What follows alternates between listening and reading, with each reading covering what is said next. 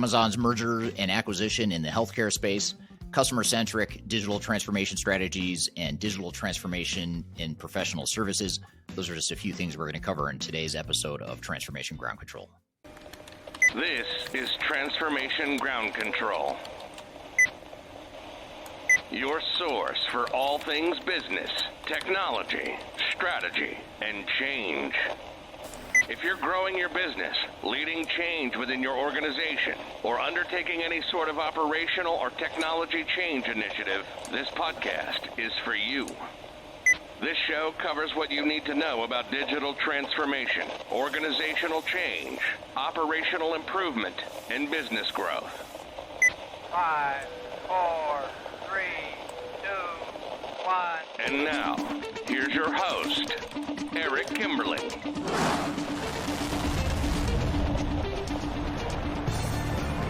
Hello, welcome to Transformation Ground Control, episode number 109. This is the podcast that covers everything related to digital transformation, including digital strategy, software selection, change management, program management, benefits realization, basically everything you need to know about digital transformation we cover here in Transformation Ground Control. This is episode number 109. My name is Eric Kimberling. I'm the CEO of Third Stage Consulting, and we're an independent consulting firm that helps clients throughout the world with their digital transformation journeys. With me, as always, is Kyler Cheatham. Kyler, welcome back to the show. Thanks for having me. Excited to be here. Yes, thank you for being here, and thank you to the audience for being here. As a quick reminder, you can find new episodes of this podcast every Wednesday on YouTube, LinkedIn, Facebook, and Twitter, as well as audio podcast platforms throughout the world. So be sure to check us out. New episodes every Wednesday. And great show for you today. We're going to start off our opening segment talking about, first of all, we'll take some Q&A, some questions and answers from social media, questions we've received in recent days and weeks. We'll cover some of those questions from Kyler's question jar that she pulls from social media. And then we're going to get into our hot topic for today, which is a case study of Amazon's merger and acquisition activity in the healthcare industry, which Amazon, being one of the largest companies in the world, is always interesting to see what new verticals and areas they're branching out into. And then the second segment of the show, we're going to bring on our first guest, who is Sam Monti, the CFO of Epicor Software. He's going to be on the show chatting with me about customer-centric digital transformation strategies, which is super interesting because it was actually a topic that he suggested, and he's a CFO type, a finance type, and when he suggested it, it kind of threw me off guard because I typically don't expect a CFO to be thinking about customer-centric stuff to begin with. So this will be a really good conversation we'll have with him later in the show. And then finally, we are going to have an interview that I did with another software vendor called Unit 4. I recently did an interview to talk about digital transformation in the professional services space. So we'll have that discussion with the folks over at Unit 4 in this third segment of today's show. But before we jump into those other segments, let's get started on the Q&A and hot topic you've got for us here today, Kyler. Yeah, so I think I'm going to start with the hot topic today because it kind of, goes into a little bit of Q&A. So it's been no secret that Amazon has wanted to get in the healthcare industry for some time now. I'm going to take you through the journey that they've gone through as they just recently, in the last couple weeks, acquired One Medical, which that officially closed on Wednesday of this last week. So here early in 2023. It's one of the latest series of moves to really solidify them in the healthcare industry. That acquisition, just for your reference, was $4 billion. So a pretty big one there. Wow. But it goes all the way back to 2018 when they tried to launch a joint venture with JP Morgan Chase & Co. And Berkshire and Hathaway. And Haven, it was called, was basically trying to lower the cost collectively and create some bargaining power to negotiate prices with providers. It didn't really work. It was a pretty big failure at the time, but kind of, again, showcasing the interest to move into that industry. And then in 2019, they launched what was called Amazon Care. And it was a virtual health clinic for employers enrolled in Amazon health insurance plans. And obviously that kind of skyrocketed when we went into the pandemic, where virtual healthcare became a main method of treatment and communication with providers. But again, it really didn't take off until they were able to establish more of the relationships with providers and insurance networks. Hmm. And then also in 2018, they acquired the online pharmacy, which is PillPack, for $753 million. And it actually offers drug discounts to Prime members through its acquisition, but it would fundamentally now serve as their main piece of their pharmacy services, which I didn't even know they had pharmacy services, but they do apparently now in 45 states, unlimited here in the United States. Interesting. I didn't know that Yeah. either. Yeah. So this is kind of an interesting story, which is why I wanted to bring it to my favorite podcast here. So in 2022, Amazon launched the health offering Amazon Clinic in 32 states. And that is a third-party telehealth provider for non-urgent health conditions. And they're able to be kind of a virtual storefront for pharmacy providers as well. And then lastly, we see the One Medical, which is obviously the largest acquisition in kind of their portfolio or umbrella that they're trying to build and establish in the healthcare industry.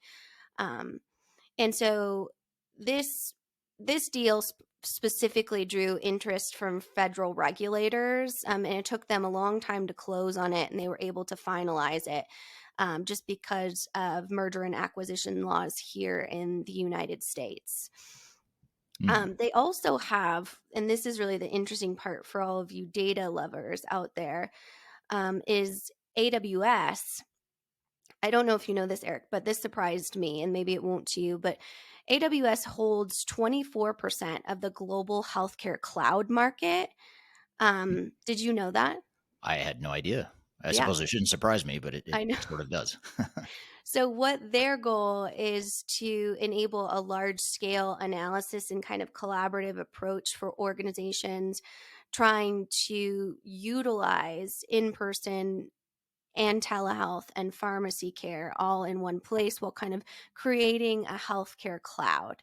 So they haven't been specific on exactly what they're going to do with all of these assets, but many people have the assumption that they're going to create some sort of huge relationship that's going to revolutionize the healthcare industry and bring it more into a digital environment, even more so than we've seen it kind of been forced into. For example, the strong relationships One Medical has existing with healthcare systems is really the true value of that, what they weren't able to achieve with Haven in 2018. So that's kind of the story of the digitization of healthcare with one of obviously a global cloud provider, and then also obviously the retail front of it as well. So wanted to see kind of just your take on that, your reaction to it, and then maybe what you might see they're able to do with all of those healthcare assets, both in person, because Medical One, I should mention, has in-person clinics as well. That's part of the acquisition, is the actual real estate. And then obviously the PillPack pharmacy opportunities and Amazon pharmacy too. So lots of movement to kind of disrupt the healthcare industry in that case study. Yeah, for sure. And it shouldn't be surprising that Amazon is pushing so aggressively into healthcare, given that they started off as a bookstore retailer back in the 90s or whenever it was. I guess it was the 90s. Seems like longer than that, but it was. I know it does. But whatever, it was a long time ago. But they started off just selling books and then CDs, and now they sell just about everything. I didn't know about all this healthcare stuff. I didn't know you could get prescriptions online, but it seems to be a natural extension. What also strikes me is that you talk about a $4 billion or a $800 million acquisition, and I feel like Amazon is one of the few companies in the world where it's sort of like chump change or just money they can play with, in terms of these acquisitions. But that's fascinating. And I also find it fascinating too that the AWS piece of it, the Amazon Web Services in the cloud, that them hosting 24% of the healthcare of the market. global healthcare network. Yeah, which is, I think, a lot. That's a ton, especially looking yeah. at the global market. I was thinking you meant just in North America or, sort of where they're based. But if you're talking worldwide, that's even more impressive. So I think it's just, there's a lot of things that come to mind. One is the scale that Amazon has and the fact that they are likely to transform and disrupt the healthcare industry as they have most industries they've touched. So I think that's super interesting for sure. What about, it kind of reminds me of these new players in the software vendor field that are kind of these low code, no code systems. They're trying to do things differently. And then looking at like the bigger giants of the healthcare industry, being kind of like similar to the Oracle, SAP type of established incumbents. What do you think their reaction will be to kind of this new digital landscape in the healthcare industry that Amazon, being as powerful as it is able to provide? Well, I think, two answers. One would be that anytime there's disruption to an industry like that, it means there's changes. There's typically a strain on existing technologies and or an opportunity to use technology in a new way to leverage that new landscape. And I think that points to or puts the playing field more in favor of upstart or smaller, younger software companies. I think the big software companies are trying to balance so many different industry verticals and so many different things that they're trying to accomplish as a large big tech vendor, that I think the smaller companies have an advantage here to be able to really go attack one industry, go respond quickly to whatever those changes are and whatever the new technological needs are in that emerging or evolving landscape. So I think I think it's a good example of how constant change and disruption in the industry will always open up new opportunities for smaller, more nimble software vendors. And I think it puts the larger software vendors at a pretty significant disadvantage. Absolutely. Well, really interesting kind of movement in the healthcare space. I'd love to hear from the audience. What are some other industries that you've seen extreme disruption from a digital transformation standpoint in the last couple of years? I think we can get some really good conversations going about that. And so I guess I should ask you first, Eric, what's the number one industry that you think has experienced a digital transformation in the last 2 to 5 years? Wow, I wasn't ready for that. No, not that I'm ever ready for any of the Right. questions you ask me, but Just make it um, up as I go. right. No, I always tend to gravitate to the supply chain related Mhm. industries. So anything that's supply chain intensive, I think that's something that's going through quite a bit of change. Um, I also look at government and the public sector only because, not because they're necessarily moving quickly or changing more quickly than other industries, but more because they're typically lagging behind in some of their technological investments. So I think that's just a space where it's ripe for more digital transformation.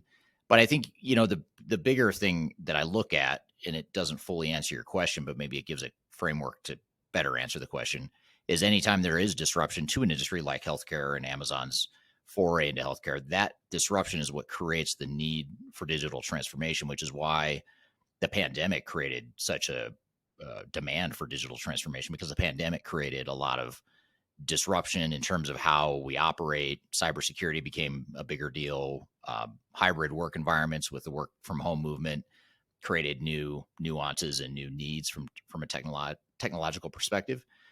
So I think, the higher degree of change in any given industry, the more likely it is that they're going to be going through digital transformation. So I think that points to supply chain intensive businesses. I also think another one that I speculate will be highly disrupted in the coming years will be the energy and utilities industry, largely because when you talk about electrifying cars and, moving from, traditional fossil fuels to more electric based platforms like vehicles, that's going to put strain on the utility grids throughout the world, which will then put strains on the systems they have to be able to maintain and manage those grids. So I think energy and utilities is another one that could be disrupted. So those are a few that come to mind, but I think the whole world's just being disrupted in a lot of ways right now. So I don't know of any industries that aren't being impacted in some way and aren't being sort of forced into digital transformations in some way. There you go. Absolutely. Well, looking forward to hearing from the audience too. So go ahead and pop those comments in there of what industry you think is going through the highest amount of digital transformation in the last couple of years. But let's get to your question jar. If you're new here and you don't know about Eric's question jar, Every week I go onto all of his social media channels, YouTube, TikTok, LinkedIn, Twitter, all of the different channels that we have. And if you tag me at Kyler Cheatham, I can ask your question directly, but I do pull a lot of audience questions, and there was a lot of good dialogue this week. So I actually have a ton in here, so we won't get to all of my questions, but let's go for it. All right. I wonder what it was. I wonder why there were so many questions this week. Well, I think you're about to find out real quick if Okay. you don't already know. I don't already know, so it'll be fun to find out. Yeah, there was one video that produced a lot of dialogue. Ooh, I'm intrigued. So this is actually a question from that video. I was hoping that I'd give you an opportunity to explain it because many of your questions are from this video. So you did a video on your YouTube channel recently. And if you don't know Eric's YouTube channel, it's linked here in the description. You can go watch all of his videos. He is dangerously close to 50,000 subscribers. So definitely hit that subscribe button as well. But this video, you actually had a pretty vulnerable conversation about a digital transformation third stage went through as a company that failed, and that produced a lot of dialogue around that transparency. So this question is, it seems like no matter how trivial, the devil is in the details. How are you supposed to identify these risks before failures happen? So maybe, do you want to give like a quick background on the video beforehand, just so everybody knows what we're talking about, and then they can go watch it? Yeah. So I think it was last week I published a video called "How Our Company's Digital Transformation Failed," and essentially what it wasn't a full scale digital transformation, but it was a back office Microsoft Outlook migration. So we moved from a third party provider. We were having security issues and accessibility issues with that provider. It was great to get us started as a company, but we sort of outgrew their capabilities. So we migrated to another provider. And the whole premise or the whole sort of outcome or the case study here is that I thought it was a back office upgrade. Shame on me. I thought it was something that wouldn't have a huge impact or shouldn't have a huge impact on the end users. And turns out I was wrong. It did have an impact in unforeseen ways.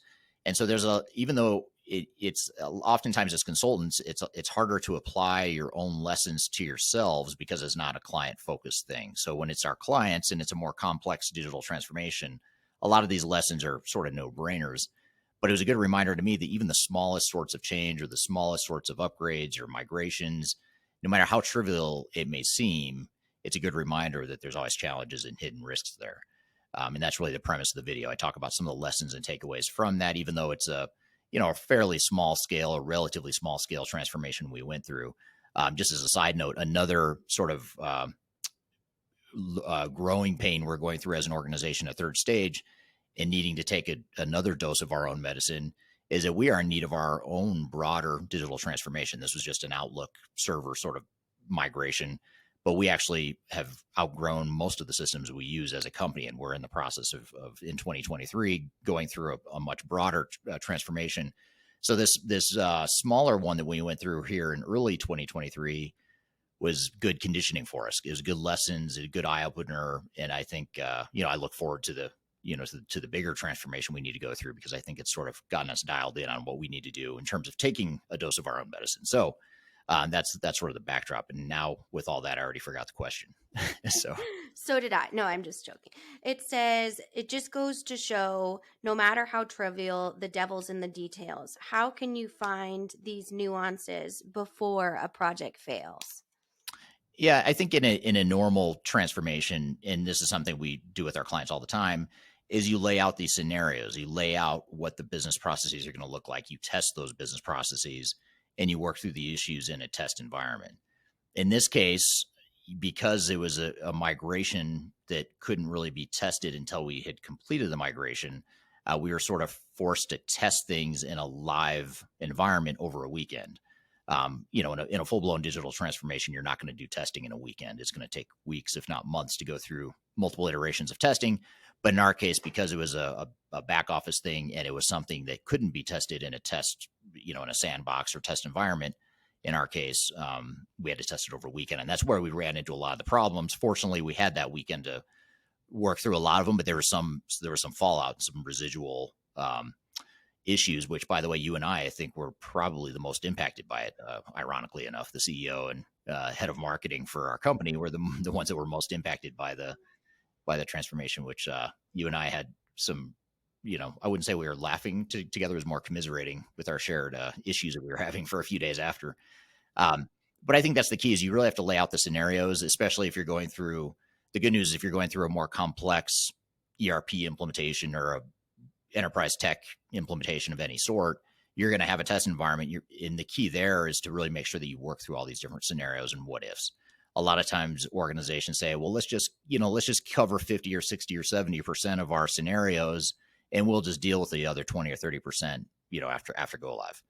And that's a decision only you can make as an organization. But you just have to recognize that even if you're 95% tested, that 5% you didn't test, that could create some real disruption and some unexpected disruption to your business. So you just want to really think through that. And that's something I didn't think through yet. I didn't really think that there would be issues with Microsoft Teams or calendar invitations that now we're no longer working with the Teams link because we switched hosting providers. But in hindsight, I should have known that. And, a lot of us on the team probably should have known or thought through that. But again, because of what we do, it wasn't client facing. We sort of, glossed over some of those details. So that's probably the biggest thing, is that the identification of scenarios, testing, and knowing that, 80, 90% tested, it may not be enough for you as an organization, especially if there's a customer facing impact as well. And is there a priority list in which maybe for an organization that really needs to focus on X, Y, and Z area of the business, should there be more testing in that area to ensure that that's a core competency, for example?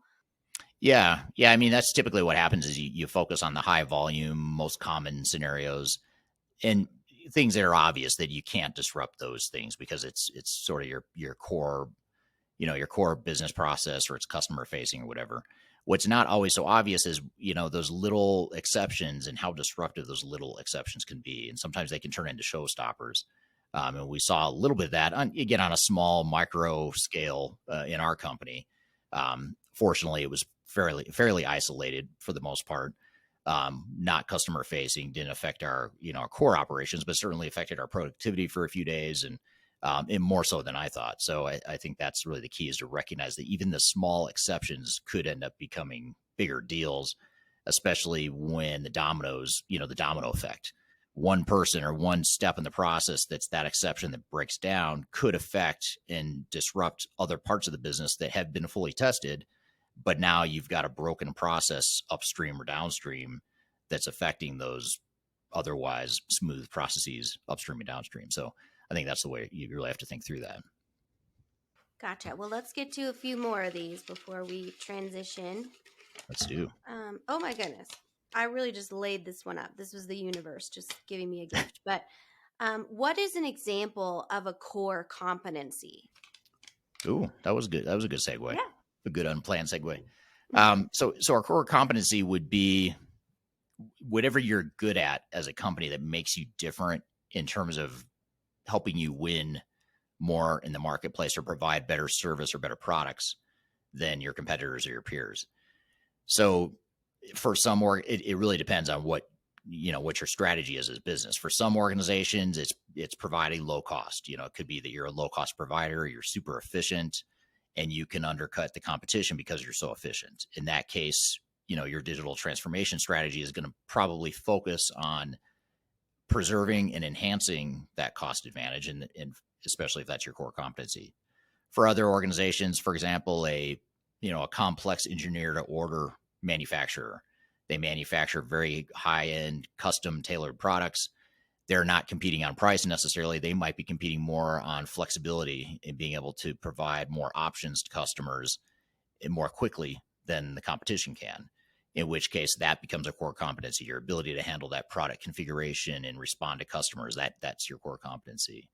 There's a whole host of options, but those are a couple examples of core competencies. But I think you really have to look at what is it that makes you different and allows you to be better than your peers in the industry. Yeah, almost that competitive advantage type of thing. Yeah. All right, let's do one more here. Oh, this is a good one. I've been working on my sticky note forming piece so they don't get stuck to the jar. So it's a transformation, if you will. Is there a certain program to assess change, or is this just done via a spreadsheet in a manual process? That's a good question. There may be tools out there. They may not be widely accepted or widely used, but there may be tools. We tend to focus on the actual gathering information and the analysis of information.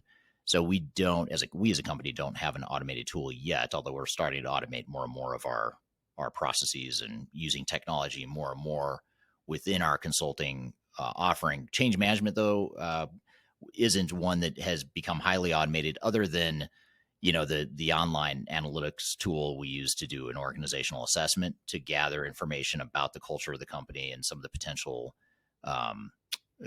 pitfalls of change for any given organization. So we do have a tool that captures that information from large samples of employees throughout the organization. So I shouldn't say there is no technology, but that's more of a data capture tool. And then the analysis, the brain power behind it is something that we do manually, and then we benchmark it to other clients or compare it to the results, the quantitative result of other clients to get sort of a benchmark. So I'm probably understating the use of technology here as I'm talking through it, but there is some use of technology. But I think that the key there is really knowing what to look for, especially in change management. It's such a qualitative thing that we try to turn it into a quantitative, more of a scientist or a science-based approach versus just art. But you really do have to have both science and art when you're analyzing that. Very good. Well, again, if you have a question for Eric, you can put it on his social media, and make sure to tag me if you definitely want to be in next week's episode. But either way, I always pull those to make sure that we address your questions there. So thank you so much for all the great engagement. You really do make the show. If you do have any more questions in this Q&A session, pop them in the comments, and we'll come back in and answer them on our live stream as well. Yeah. Love the questions. That's probably my favorite part of the show now that we've introduced this Q&A thing. So we'd love to get the audience involved. And certainly even if you just drop it in the chat right here, wherever you're watching or listening to this podcast, if you drop it there, we'll see it there as well if you want us to cover one of your questions in an upcoming episode. So thank you in advance for that. All right. So we're going to shift gears, and we're going to take a quick break. When we come back, we're going to have our first guest on the show. His name is Sam Monti. He's the CFO of a company called Epicor Software. He's going to be on the show talking about customer-centric digital transformation strategies. So we'll have Sam on the show in just a moment, but first we'll take a quick break. You're listening to Transformation Ground Control.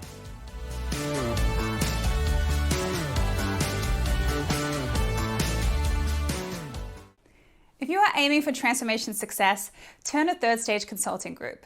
Third Stage's independent and technology-agnostic consulting team helps clients define their digital strategies, define their roadmaps, and manage their transformations.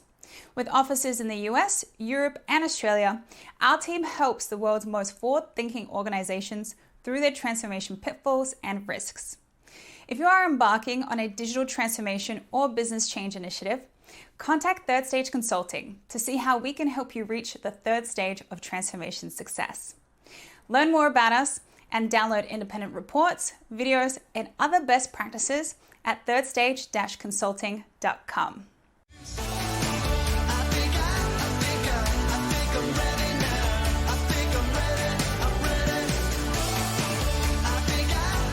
Hello, welcome back to Transformation Ground Control, episode number 109. You can find new episodes every Wednesday on YouTube, LinkedIn, Facebook, and Twitter, as well as audio podcast platforms throughout the world.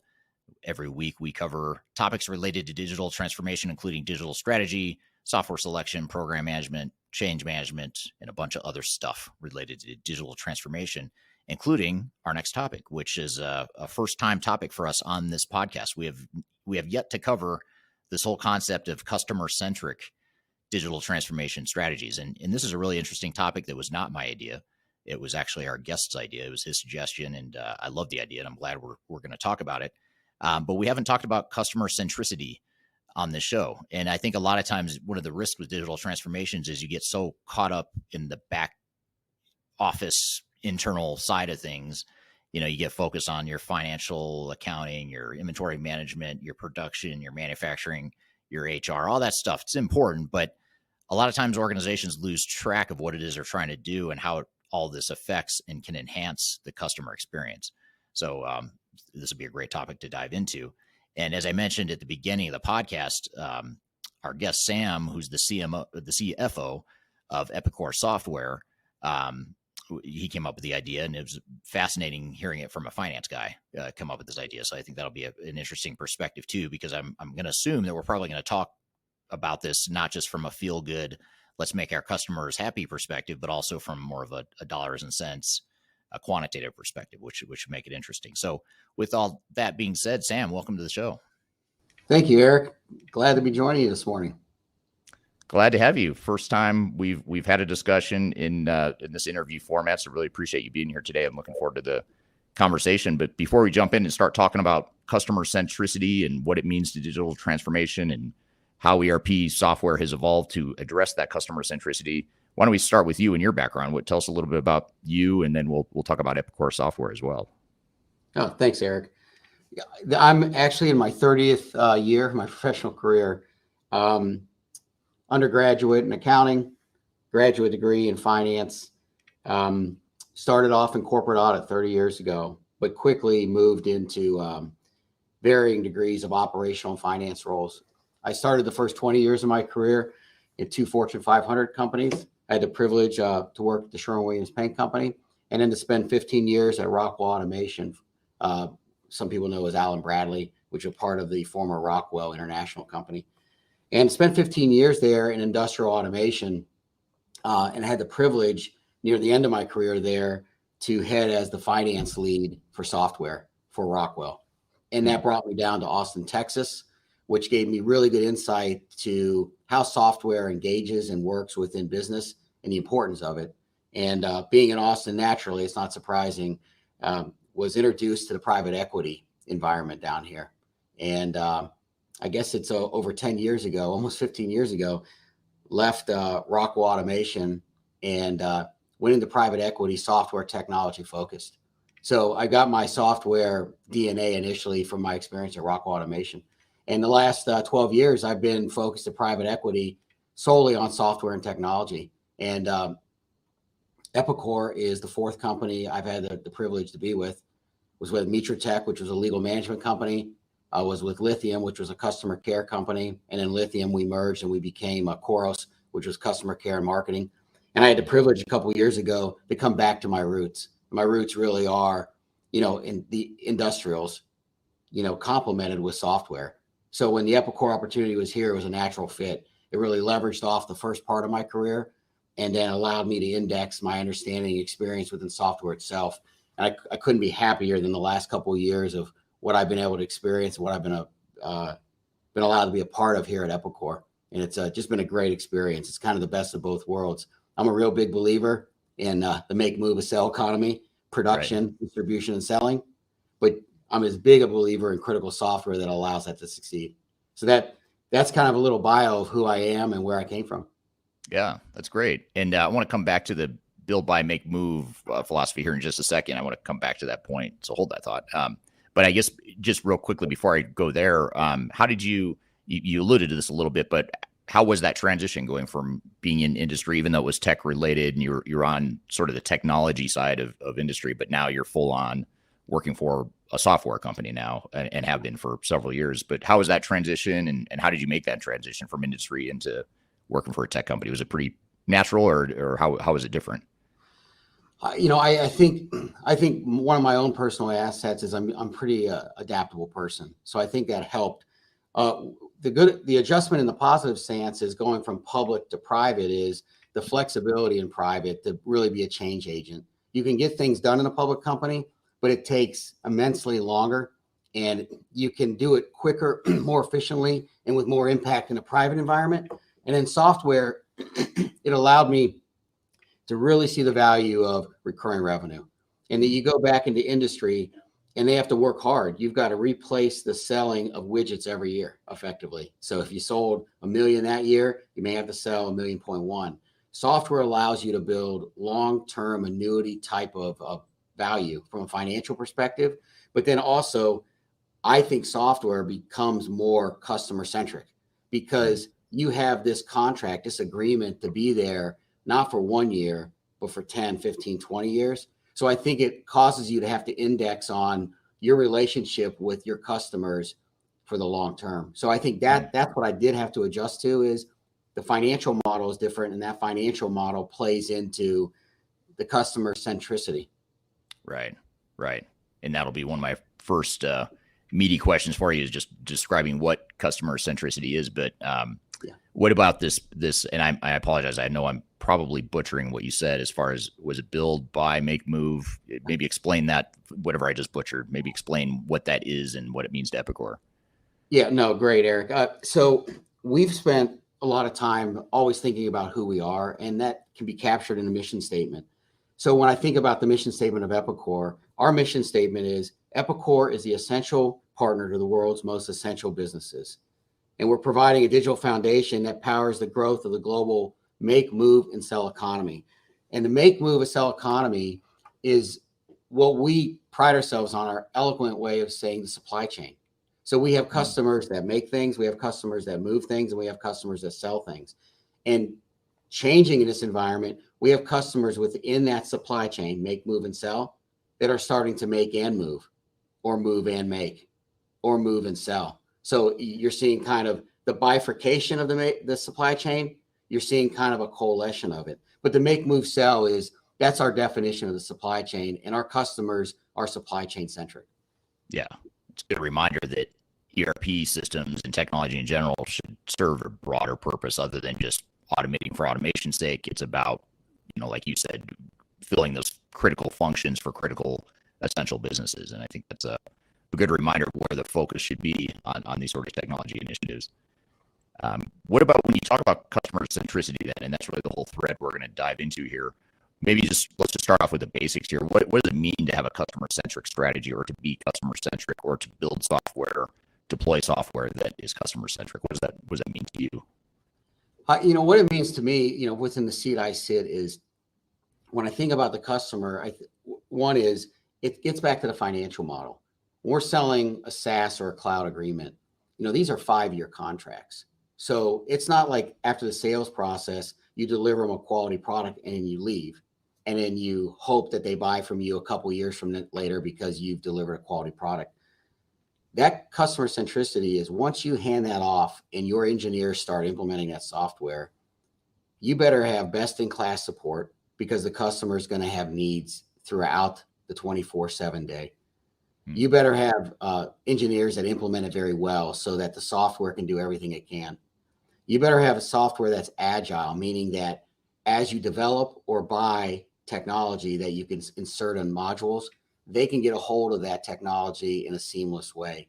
So it gets back to a CFO. I always tell our employee base, we invest back into Epicor aggressively, and we invest in this order. And it's not because the customer's last, but because it impacts the customer the best. We invest in people first. We're a software company. Product, then customer. And it's not that customer's last. We actually are investing everything in the customer, because by having the best people, we develop the best products, which service the customers the best. And I think that's how I think about the relationship is, a car company wants to build a good car that you and I as drivers, it's reliable, it's comfortable, it serves us well in the 5 years we have it, per se. And then that hopefully gets them the sale 5 years later. Software company can't just deliver a well-built car. It's got to deliver a well-built car that continues to become, maybe you bought an economy car that becomes a sedan, that becomes an SUV, that comes an over-the-road semi. You have to have that adaptability, flexibility. And that's how I think about the customer centricity. It's anchored in the financial model of software that holds you accountable for being there in that customer's journey, the life of the customer. And if you're a critical software company, you should be targeting that your relationships are no less than 20 years. When you're mission critical software, if that customer stays financially viable, this needs to be a multi-decade journey if you're really being forward thinking and you're really leaning into that relationship. And I would say Epicor original customers, they're all north of 20 years. We have newer customers because we've acquired businesses and we keep winning deals. But that's how I think about it, Eric. Gotcha. Yeah, that makes total sense. And you've been at a few different software companies now, and what do you see Epicor doing in the market, just as examples or maybe categories of innovation that focuses on customer centricity? Like, what are some of the initiatives you guys focus on internally as you're developing your people, your product, and then ultimately your customers? What are you doing, with the software to make it more customer centric? I really appreciate that question. Epicor is a 50-year-old company. It is showing, like, I pride myself on adaptability. It's showing that same adaptability. In a football analogy is the team that makes the halftime adjustment always wins. Anybody that watched the Super Bowl, who made the halftime adjustment? It was the Kansas City Chiefs, and they won. I've seen at Epicor that adaptability. If you go back 4 or 5 years, Epicor made the commitment that they are going to be a cloud-based company. And a lot of companies will say that, and it's a lot of marketing language put out. Epicor leaned in over $800 million of investment in the last 4 or 5 years to actually take its great on-prem products and make them cloud ready.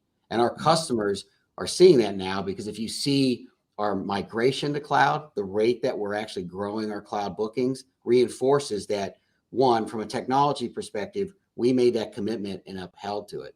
From the people perspective is we are committed to, whether it's benefits, whether it's career opportunities, whether how we recruit in a very diverse environment, meaning that we throw out a wide net to make sure we get the people with the highest aptitude and attitude.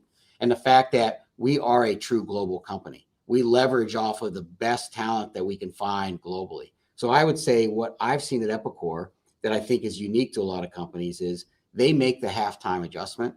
They invested in cloud. That cloud investment is taking hold, but we're not stopping there. Now we start thinking about, what is data? What is predictive analytics? How can we continue to grow the original ERP story to a point that becomes more of a proactive asset for our customers, so that they can really be predictive in the market, reduce costs, be as efficient as possible, and can expand. We can scale with them. They can scale as large as they want to be, and we can scale with them. So I would say that's what I've seen as I've read the history and I've watched what's happened here the last 2 years. And then I see the financial results. The financial results are the scoreboard. And what's the old statement? The scoreboard doesn't lie. And our scoreboard's not lying. The customers are rewarding us, financially, because we've held to our commitments. But we're showing that adaptability. And that's not easy, especially when you get the companies as old as we are. You can kind of get ground and rooted into behaviors that maybe don't age that well. And I don't think Epicor is doing that. Yeah, which would be easy to do if you think about it, because you've been around for so long and you've acquired all these different companies legacy companies that have been around for a while. So that's kudos to you guys in the leadership team for taking it that direction. We're here with Sam Monti from Epicor Software talking about customer-centric digital transformation strategies. We've got a lot more to cover in this conversation, but first we're going to take a quick break. You're listening into Transformation Ground Control.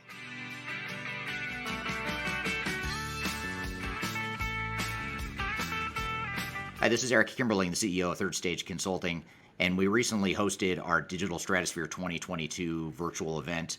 It's 3 days of packed content related to digital transformation best practices, about 16 or 18 different workshops and different speakers that are presenting on different topics, everything you need to know about transformation. The bad news is if you miss that event, the event's over. The live event already happened. But the good news, if you've missed it, or even if you did attend it and you want to see replays or you want to catch the sessions you missed, you can do that now by going to stratosphere2022.com. Go to stratosphere2022.com, register. All you have to do is put in your name and email address, just a few fields. You get immediate access to all the recordings, and the recordings cover everything from digital strategy, software selection, organizational change, process improvement, architecture, data migration, cloud, trends in the industry, how to avoid failure, some of the legal aspects to think about, contractual aspects to think about as it relates to your transformation.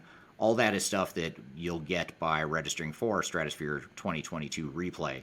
And again, go to stratosphere2022.com and you can listen to all the replays of all the workshops that you might have missed at the event. So hope you check it out, and thanks for listening. We'll see you soon.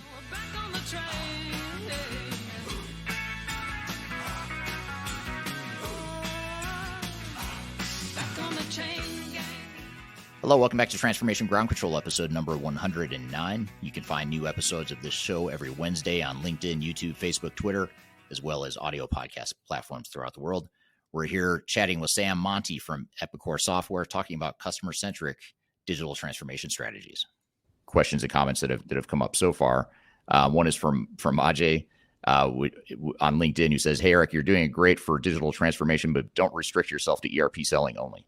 So I just want to bring that up and thank you for the comment and the feedback. I don't sell software, just to be clear. I don't sell anything related to ERP, but I like talking about it because we advise our clients on it. That's why I have the real ERP experts like Sam on the show, because he actually works for an ERP software company. So appreciate that feedback. And then a question here from Kyler is how do organizations become more customer focused? I assume that's an investment in a culture shift. And I guess maybe we could take it from the perspective of not only maybe what you're doing at Epicor to become more customer centric, but maybe how you see your customers becoming more customer centric, and how do you get them to focus on that customer centricity versus I'm just going to automate my back office functions just because I need to. You know, how do you make that shift in thinking? Yeah, it's a good question, and there's a lot of avenues of how you make it successful. Like within the organization itself, I think the question tapped onto, you have to have a cultural change, meaning that you have to have leaders that really become evangelists of how you're thinking about the company, meaning that starts with transparency at the employee level. And we're very transparent about here's who we are, here's where we came from, here's where we're going. And to get there, this is how we're investing and what we expect out of the employees and the kind of talent we're bringing into the company, because we have this talent already. We need this talent to make sure that we're, quote unquote, Epicor 2.0. So I think you start first with leadership within the company about transparency is game number one. This is where we're going. You communicate the entire employee staff. This is our strategy and why we're doing it. And then you execute to it, meaning that what you expect out of the employees, you hold to that and you reward it. You reward the behavior. So I think you change the cultural stance with a sense of transparency. And then that has all avenues, and people rally around that when they know that they're being communicated to in a transparent, honest manner. And it doesn't mean you're not going to make mistakes, but you own them and you move on from them. People rally to that. They want it to succeed. The other thing internally too is it's very hard, but try to streamline targets to a simplistic manner. Try to find North Stars. Don't have 10 objectives. Don't have more than 3. Try to find one. Like internally, we have one internal financial North Star here that the whole company understands and can rally to. And I think that's how you have to think about everything. Boil it down to an achievable target. Define success and make that success achievable, but with effort. So I would do that internally. Then externally, the customer journey is important too, is you have got to be out there with the customers, whether it's shows that you have, engagements that you have with the executives. You've got to tell them where you're going and why you're going there. And you have to get them to believe in it, but they have to be a partner in it too. Epicor, because I want to get back to something else that first statement said before the question. Epicor is 50 years old. We have customers that are invested in us as much as we're invested in them, and that they understand what our system is. You've got to give them a seat at the table, because sometimes they know the product better than you do. So you have to give them a seat at the table of, hey, we are going to cloud for these reasons, and this is why it helps you. And what does your product do now? What does your product do now that's critical? That is a showstopper that has to happen in cloud. That's an example. So I think to make that transformation, it's both internal and external. Culturally, you better have the right tone. You better be transparent and honest. Outside, it's the same thing. You better be transparent with your customers, and you better bring them along within the ride. You not dictate to them, bring them along in the ride. And you need to have patience with it too. Cloud's an example. We do not force anybody onto cloud. We have not sunsetted products that aren't cloud to force them into that. We are with our customers. And when it's ready for them financially or ready for them culturally, then we're ready to provide them the cloud experience. So I would say, how do you make it work? You go beyond the traditional ERP, which gets back to that first statement, Eric. Right. Yes, we have grown up as an ERP company, very focused in critical verticals. And we have more vertical expertise than anybody within supply chain. We are not running from what ERP is, but like that statement said, we are not our grandparents' ERP. Meaning that we are built off of the DNA of ERP and we'll never run away from that because of the mission critical sense of it. But we are becoming ERP 2.3.0, meaning that we are very inquisitive about data and the digital foundation and the digital transformation. We are very inquisitive about things like business intelligence and predictive analytics. That is what the evolution of ERP is. We may not call it ERP in the future, but let's be honest, it's all built on the ERP that what our grandparents established. So we don't run from it, but we are forward looking. That statement is absolutely true. If you aren't looking at what I said, digital transformation based on a digital foundation, looking at data, looking at predictive analytics, then you will become antiquated. So I wanted to make sure I got back to that statement. We are focused on selling more than what the audience said was just ERP. Yeah, great point. And there's so much in what you just said that is worth emphasizing. I mean, you mentioned leadership and how there has to be a clear vision and direction for a transformation. And I think that's where a lot of companies have their first big misstep in an ERP project or a digital transformation is they don't have that clear vision, that North Star that you mentioned. This is what we're trying to accomplish. This is that future state we're trying to get to, rather than just sort of relegating or delegating the project to a project team to say, just go automate our back office systems, and because we have to replace it. The product's being sunset, so now we need to replace it. So just go replace it. That's not enough of a North Star to say this is our intent and this is what's going to guide us throughout the whole project. And you mentioned that customer journey being that potential North Star of, using that as a way to really look at how are we servicing our customers today? What are our strengths that we want to preserve? And then what can we be doing better to provide a better customer journey? And then ultimately, how can we use technology to help us get there? And I think that piece right there gets missed a lot by more organizations than I would like to admit. What are your thoughts there? Do you see companies that struggle with that, or is it hard for you guys as a software seller to convince companies that you need to do that and you need to take advantage of some of these new technologies and new potential ways of doing business? We're not having as much trouble maybe as some do, is because we have fostered these relationships. We have customers that they know their sales rep and their support rep for a decade plus. So they trust what they're saying, but it anchors back into internally what we've touched on.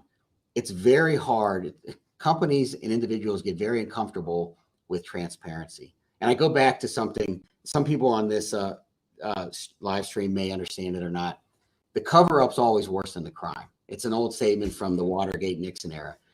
And what companies need to understand is transparency may feel uncomfortable at first, but once you start executing to it culturally, internally, and then with the customers, it actually becomes your greatest asset, because people are very forgiving people. If you're very transparent, and when there's bad news early is good news, you take them on that journey. So number one, you've got to establish that culturally. You've got to start sharing with your employees and then extend that to the customers. But from there, that makes it an easier story in that we drink our own champagne. Like, we have established a business intelligence organization within Epicor. We're doing all the same things we're recommending to our customers. That we're pulling down critical performance indicators within our BI team that's giving us predictive analytics of what's happening in our own ecosystem. And it becomes an easy story to tell when customers know the ERP we sell in manufacturing, I use to run this company. When I talk about business intelligence, I drink my own champagne. We live by it. We drive analytics out of it. When we start talking about predictive analytics, guess who's using predictive analytics? We are. So I think we're having a less difficult time to sell than others because, number one, we have the long-term relationship. But number two is we're acting with a sense of transparency. And then number three is we're drinking our own champagne. We're engaging in all the same practices that are going to make us relevant for the next few decades. So I would say that's how we're doing it. Because then you can get into things that are table stakes. Cloud, like cloud, for example. Why are you on it? There is a cybersecurity element you cannot ignore. And the analogy I always use is, to the human being, on-prem seems safer, but the on-prem is like having a good safe in your house. Being in the cloud within a provider like Azure or AWS is like having Fort Knox. It doesn't seem intuitive to people, but it's the truth. So you get into things like that are table stakes of why you go cloud. Cybersecurity, agility, adaptability, access to technology faster. But I think it all starts with that cultural conversation, Eric, that Who are you as a company and what is your relationship with the customer as a company? And it's got to be transparent. It's got to be honest. Doesn't mean both parties are going to always like what they hear, but they're going to know it's the truth. And I think that allows for confidence going forward on when you recommend why you're upselling, why they should expand, why they should invest more into you. So I'm biased. That's how I think you do it. Yeah. Yeah. It's great points. And Rohit on LinkedIn says that customers need to understand change management. I think that's a great point that sort of highlights or underscores your point here, which is for a lot of organizations that aren't used to thinking this way about the customer journey and customer centricity that we're talking about, it does entail a cultural shift that requires sort of a change management, strong leadership, strong communication, the transparency, all the stuff you just talked about as more of a formalized change program. That could be a way to help bend that culture to be more focused in that way too. What about this? Here's an interesting question. A couple interesting ones that have come in from the audience here. This is from YouTube.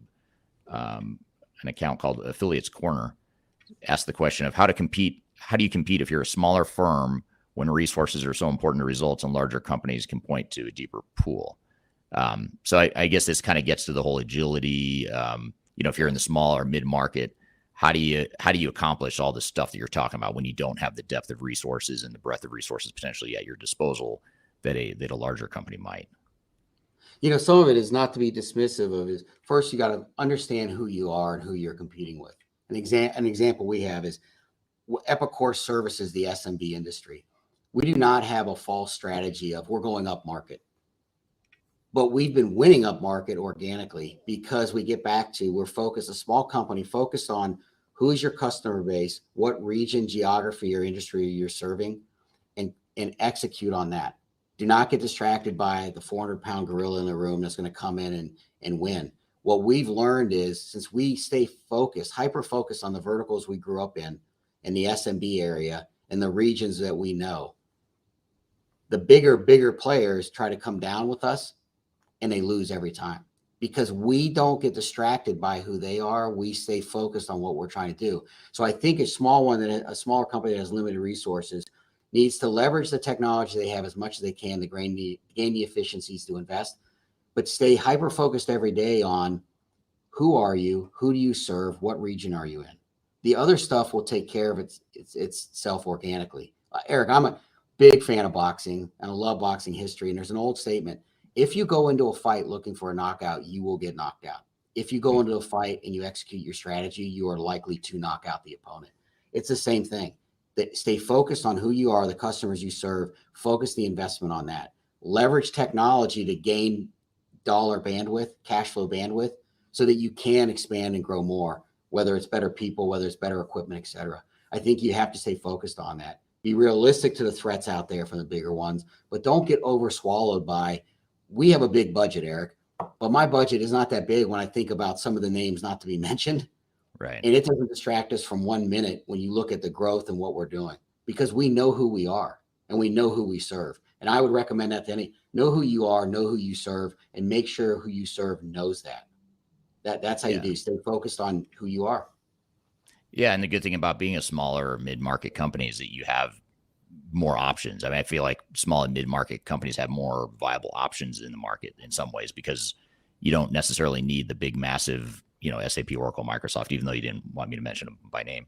But you don't necessarily need them. You can go find a targeted solution like in one of the Epicor products that focuses on a certain vertical or a certain function. And there's others out there too. There's a lot of kind of mid-tier solutions that can do that. So I think that's a really good point. Eric, you leveraged off too is I love our customer base in SMB. I'm biased about it. I love history. I love how things work. SMB is 80% of the economy. Yeah. Whatever free trade country you go to. Like, it's not the big names we all think of. They're less than 20% of the US economy, North America, Europe, et cetera.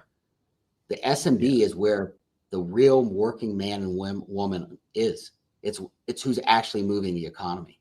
And that's why we were serving the essential businesses. And for example, during COVID, none of our customers shut down. They were considered essential because they actually were moving the goods that allowed all of us to adapt to whatever regulations there were. And that's why I'm very biased in it. It gets back to that first question. I'm proud that we serve SMB. I think that's where smart money is. And I think that's where smart business is. Yeah, absolutely. Now, here's sort of a trend-based question from Ryan on LinkedIn, and I love this question. I'm going to have to hide it to read the whole thing, but I'll start it here. Ryan on LinkedIn says, speaking of the future, AI has been all over the news lately with programs like Chat, GPT, and likewise. How do you see ERP systems evolving in a future that may require less human power from your customers and potentially more AI automations? And he goes on to say, and you can't see it on the screen here, or have I been watching too much Terminator? So I know, right, Ryan? It all starts reflecting the first two Terminators, the real ones. Right. Here's how we think about it. AI, to say AI, machine learning is not relevant, of course it's relevant. Here's how we're adapting it within ERP. It's starting with the data, and it's why we're inquisitive in business intelligence. And we personally are sitting on Mount Everest of data. So I think how AI will impact ERP and machine learning will be who monetizes the immense amount of data the best.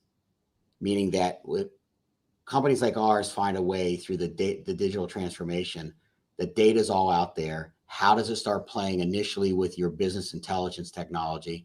Our business intelligence builds off predictive analytics that we're working on.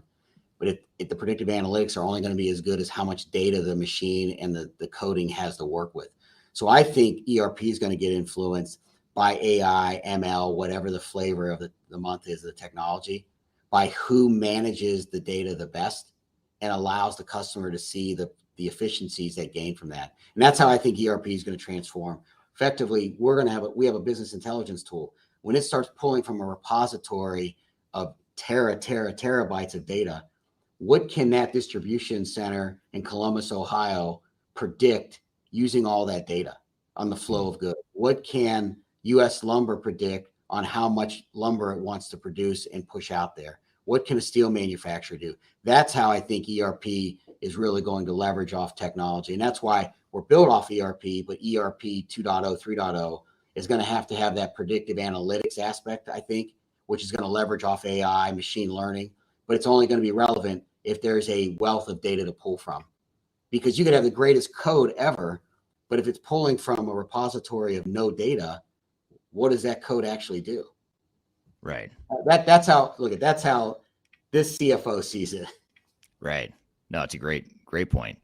We're here with Sam Monti from Epicor Software talking about customer-centric digital transformation strategies. We've got a lot more to cover in this conversation, but first we're going to take a quick break. You're listening into Transformation Ground Control.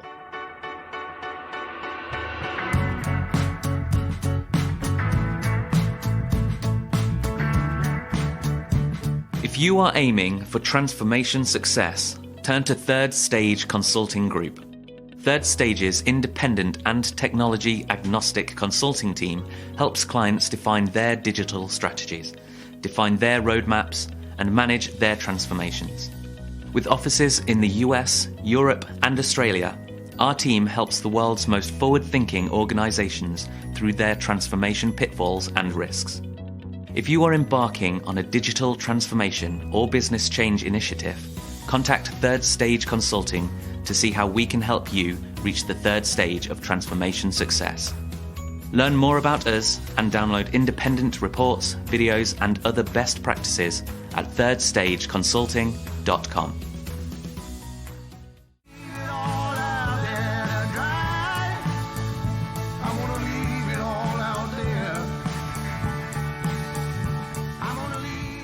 Hello, welcome back to Transformation Ground Control, episode number 109. You can find new episodes of this show every Wednesday on LinkedIn, YouTube, Facebook, Twitter, as well as audio podcast platforms throughout the world.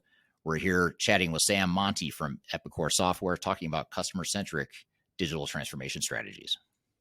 And then this is sort of building back on the previous thread about the small and mid-sized market. And I'll flip this into a question. It's a comment from Mohammed on LinkedIn. And he says, our organization is going through digital transformation from legacy system to Infor M3.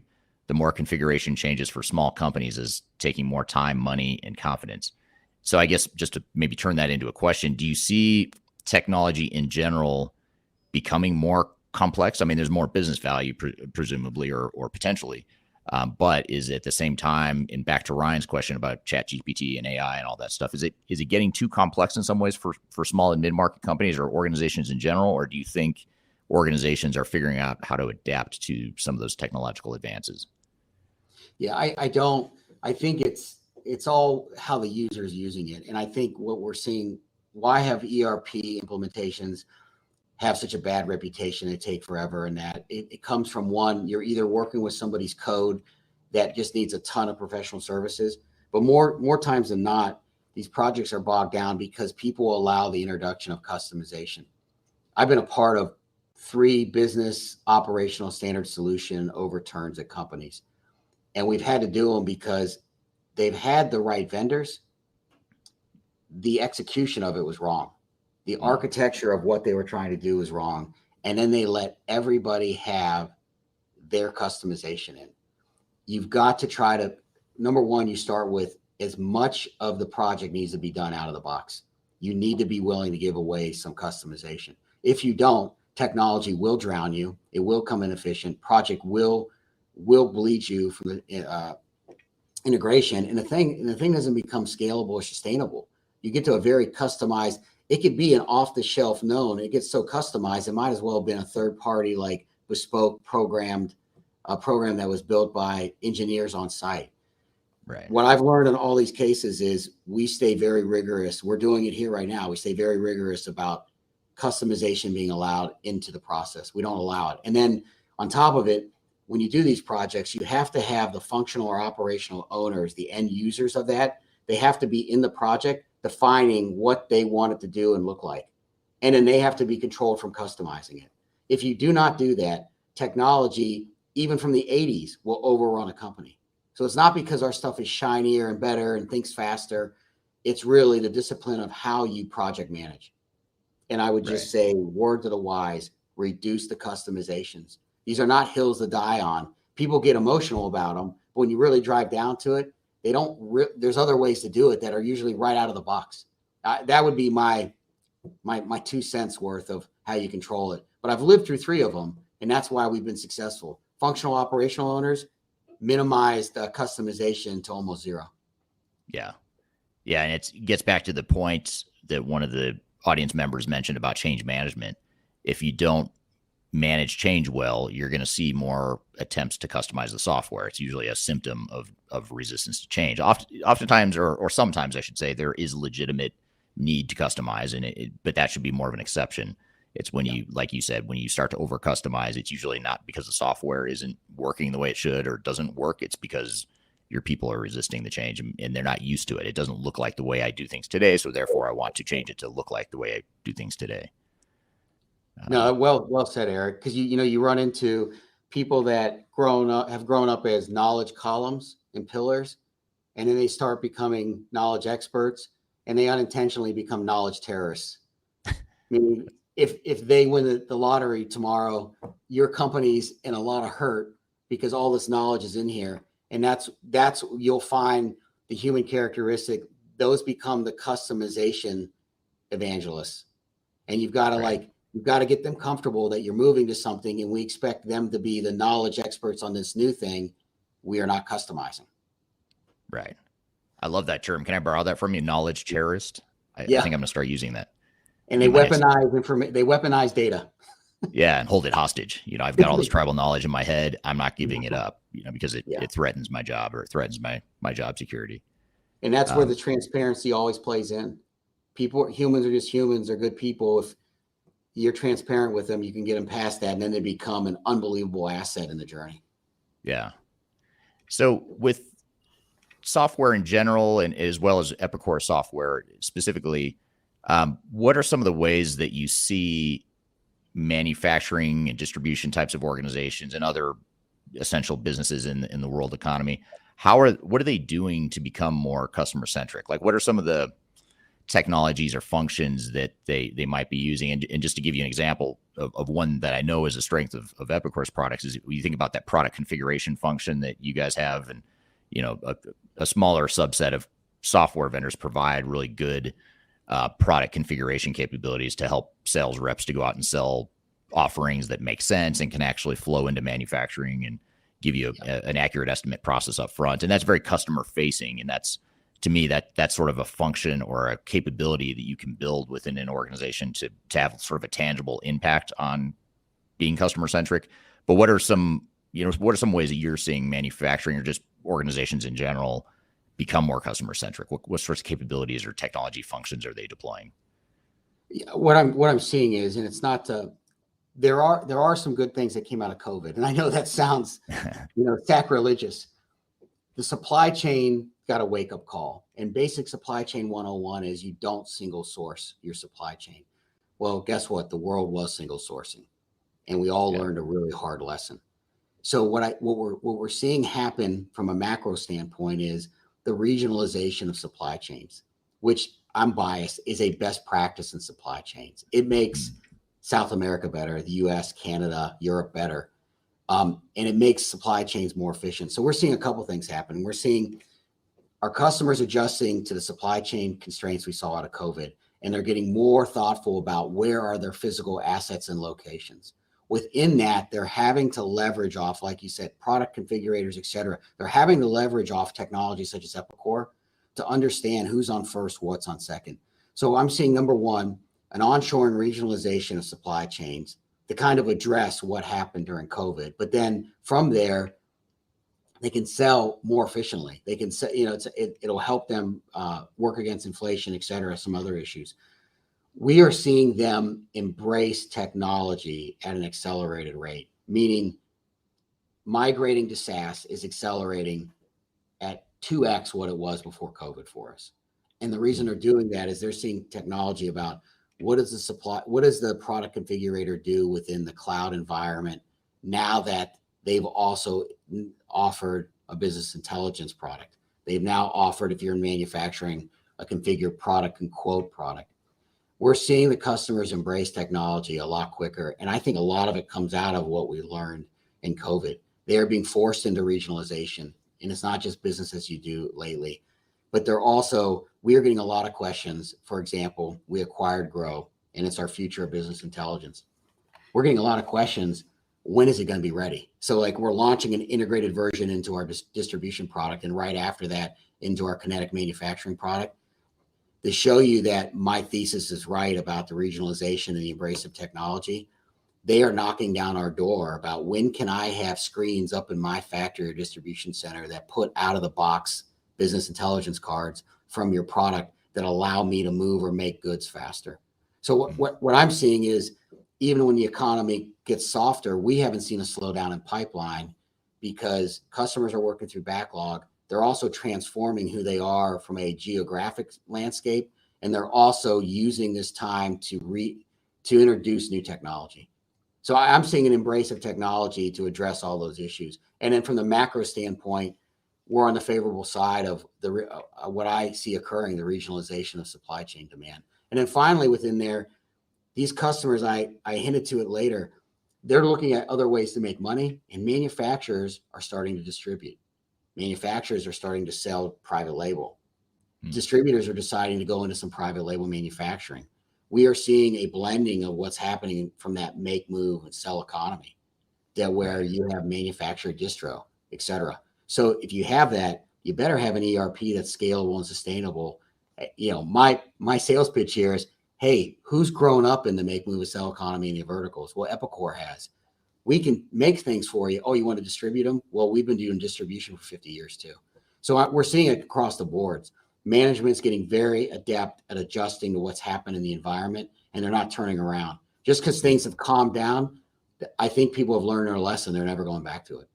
Yeah, it's a great point. And it gets back to your earlier point about you want to buy technology that you can, I think you said something along the lines of you could start off it being more of a sedan, and then it evolves into a bigger sedan, and then an SUV, and then a semi. So, you need, with the world changing as fast as it is as a result of COVID and more vertical integration and regionalization of supply chains and a lot of the stuff you're talking about, you need technology that can roll with the punches and that you can grow into and evolve with. And I think that's a really good point.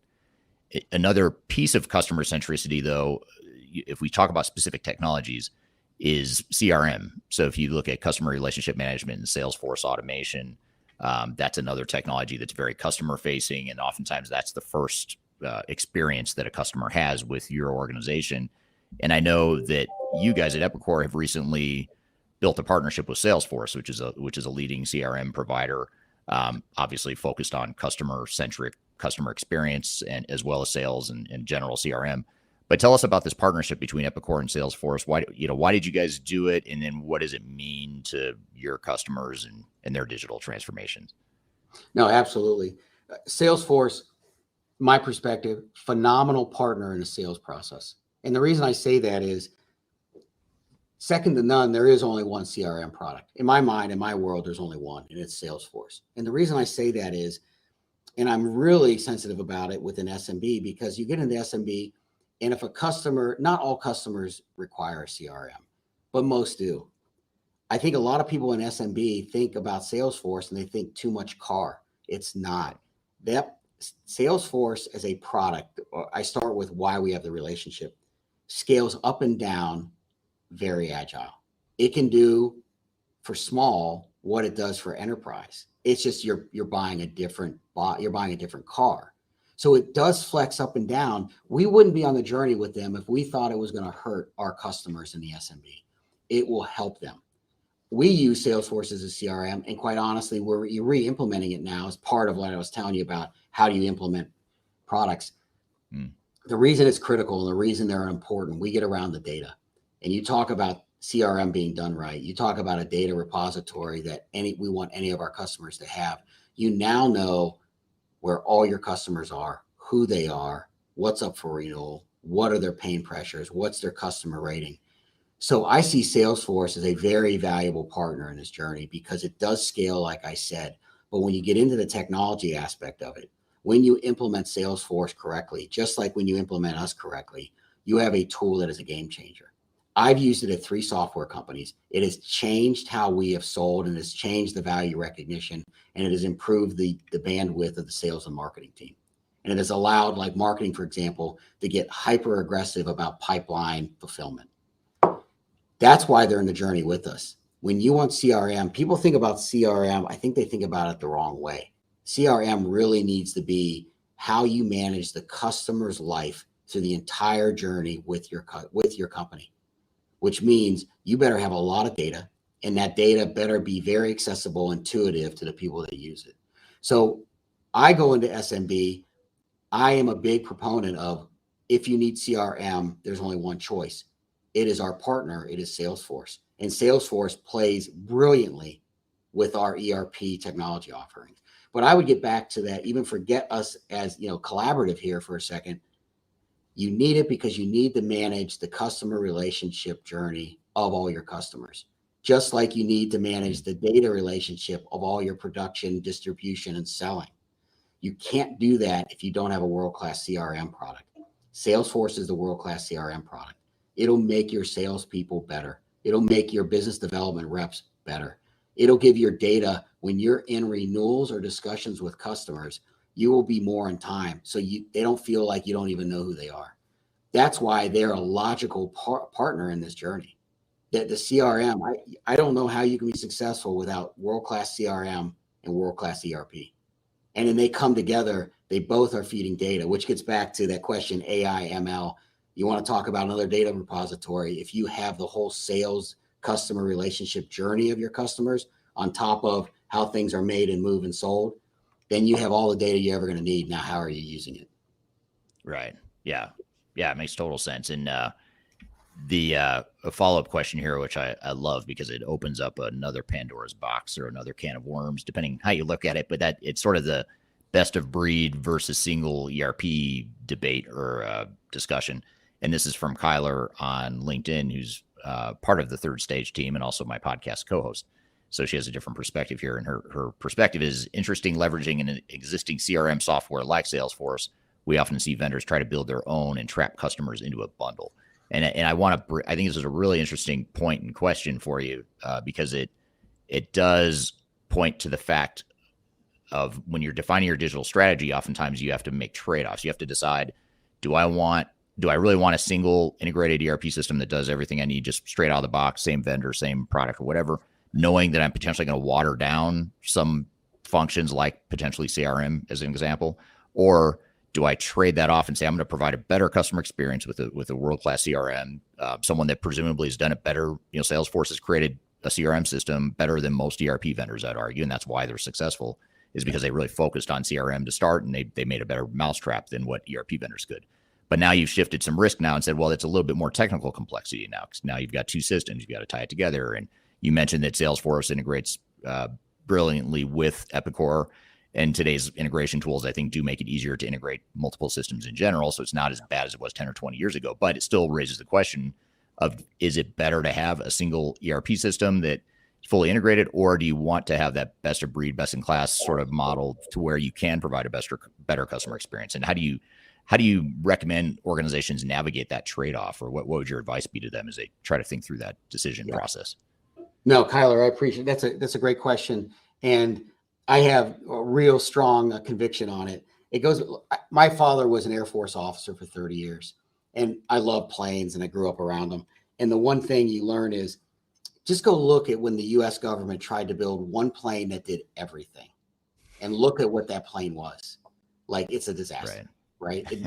And I look at ERP the same way. When somebody tells you can do everything, it's a fool's errand. It gets back to that question of small to large. Know who you are. We are best in breed provider of ERP with the digital foundation. And knowing that is, when I was at Rockwell, they went through a massive ERP implementation, and it took longer than it should have, and it cost 3 times more than it should have.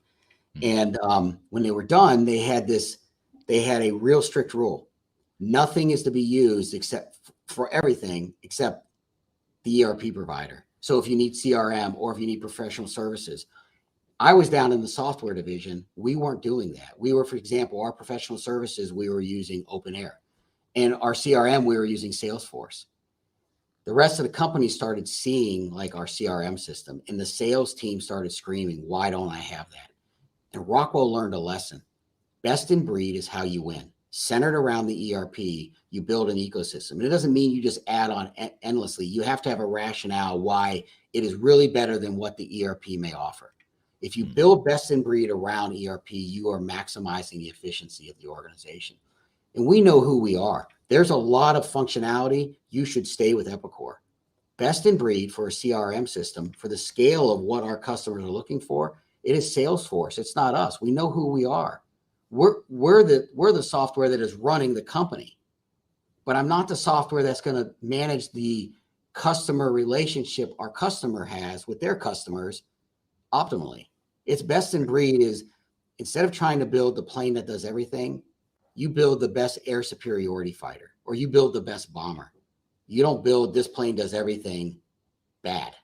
Right. Or I think it's in that analogy, in that we integrate well with best in breed, but don't be fooled by us. We are best in breed in the things that are critical to running the company, whether you're a manufacturer, distributor, or seller.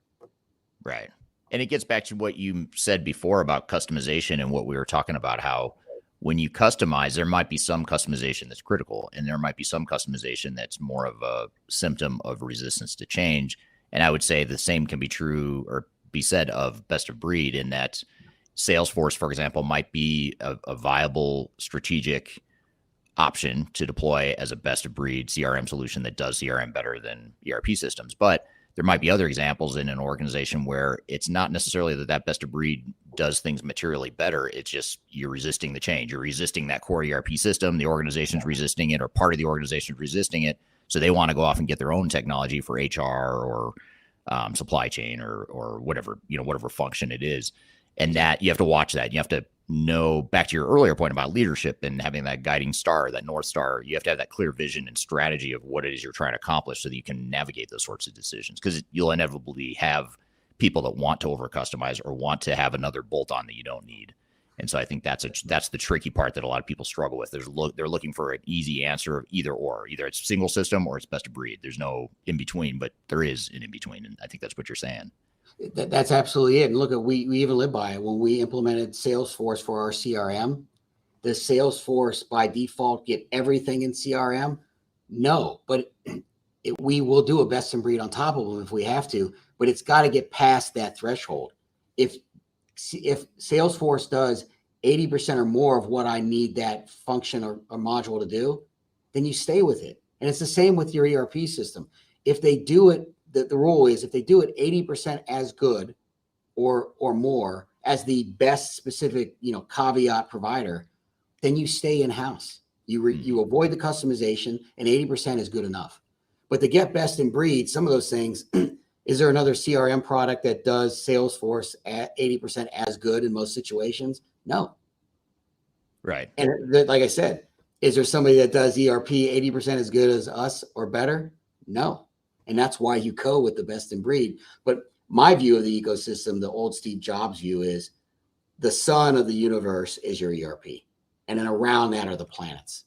And you do the best in breed around that. And some of those best in breeds will actually be stuff that your ERP company does own or did create. And then other planets are going to be inorganic. They're going to be other best in breed practices. And that, I kind of look at it like that, from like an ecosystem. Start with the ERP, go best in breed, but like you said, be disciplined. If they're just doing it because they have a non-defensible customization, then you don't do it. Right. Right. And that's where the business case comes into, if you're going to invest a little bit extra for best of breed, is it delivering enough business value to justify that added cost, that added risk, the added complexity of having a bolt-on? So I think I think there's too much hyperbole in the market today to where you have people that they've dug in their heels on a certain position, that single ERP system is good or single ERP system is bad. It's either good or bad. It's sort of like we have to pick a side, and they don't recognize that gray area and then it becomes very difficult to navigate that if you don't have that guiding star that you were talking about earlier. And that's exactly what happened at Rockwell. But then once you have the largest portion of the sales team seeing what the sales individuals in my business could do, was they were using Salesforce, and the rest of the company was using SAP CRM. And it was right. They were wasting sales cycles. They didn't have data. They couldn't get things done. They couldn't enter stuff properly. And once that bubbled up to senior management, they saw, then they repivoted and they said, we're going to go best in breed. But they were very disciplined, like we are here. That means, like you said, all the things about customization. It doesn't mean we're going to pile on and go back to a spaghetti plate, because you got to, avoid that. Like if you're really I have a rule of 7. Like if you have more than really 7 critical systems in a company of scale, then you may have a spaghetti plate type of thing going on. People are just bolting things on, and it gets out of control, and you end up having to have a deconstruct a decade later. Right. Yeah, great point. And this is from Kyler, our podcast co-host here. It says Samuel wins the Ground Control Best Analogy Award. I would have to agree with that. I didn't know there was a Best Analogy Award, but apparently you won it with all the analogies here today. And it is very helpful, actually, to paint that picture using those analogies. So one last question I'll ask as we sort of wrap up here is I know you've mentioned a few of these trends that are emerging in the space, in the technology space, as it relates to customer centricity. You mentioned, obviously, we talked about CRM.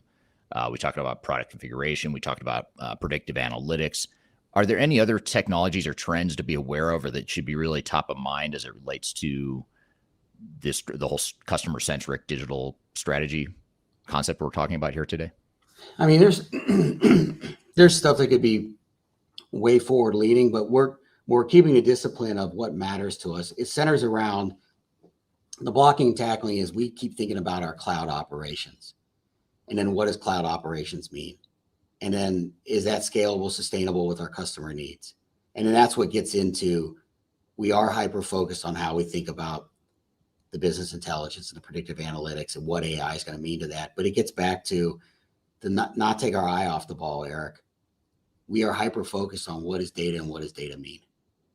And then from there, I think the technology will be ancillary, meaning that you'll define what it means and the need for it. Technology will figure out then, a monetization or use of it. So I'm trying to go the opposite direction of it. What do we think is important?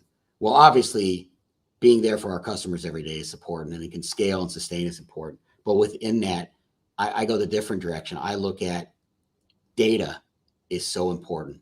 So why is it important? We understand why it's important. Well, how are you going to unlock that importance? And that's when the technology comes in. And that's why I say AI and ML and business intelligence will be important, because I think those are just tools that unlock that value there. And hopefully that answers your question. I kind of look at it in reverse. Yeah. Well, I like that answer a lot, actually, because it sort of, I think first of all, it's a realistic answer. I think that's the reality of boots on the ground, frontline digital transformations in organizations in general. I think too often they're too enamored by immature bells and whistles that sound good in theory, but don't really support their broader strategy and direction. So I think having more mature, established technologies that do support your overall digital strategy, your overall business strategy, I think that's well said. You can always, you want to be on the emerging, on the cutting edge, and you want to know what's happening and what's on the horizon. Obviously, you want to keep looking ahead, but the reality of where you are today you may not be quite ready for, AI and machine learning, for example. But it may be that that's part of your longer term roadmap, is to get the fundamentals in place first. Then you start bringing in AI and machine learning. For example, if you don't have good data, if you don't have a good master data management discipline, it's not going to do you a whole lot of good to start looking at AI and machine learning, because your data sucks. So fix the data, figure out how to clean that up and get discipline around that. Then you start to introduce AI and machine learning. So I think that's well stated. And I think that's a good strategy, is really focus on kind of your core and the core, guiding star, to keep using your analogy from before. No, that's good. We use that discipline within our acquisition strategy as well. Thank you, Sam. Great conversation. Really appreciate having you on the show. And thank you to the audience for the great questions and adding to that conversation. Super fascinating topic here.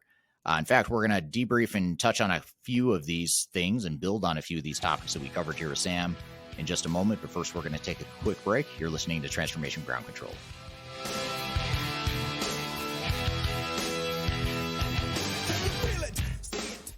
Interested in working for a company that truly values your unique skills and experience? Here at Third Stage, we don't hire based on resumes alone. We look at the full candidate, experience, and willingness to provide excellent service for our clients. Within a technology, independent, and agnostic consulting firm, you have the opportunity to learn across industries with a diverse group of clients. Our consultants also have the opportunity to diversify their portfolio and learn across technology systems. If you're interested in joining a high-growth entrepreneurial organization, please reach out to us at work@thirdstage-consulting.com.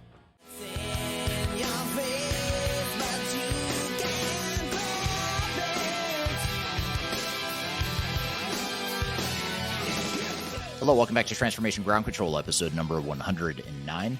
I'm here with Kyler Cheatham. You can find new episodes every Wednesday on YouTube, LinkedIn, Facebook, Twitter, as well as audio podcast platforms throughout the world. And Kyler, we just had Sam from Epicor Software on talking about customer-centric digital transformation strategies. What were some of your takeaways from that conversation?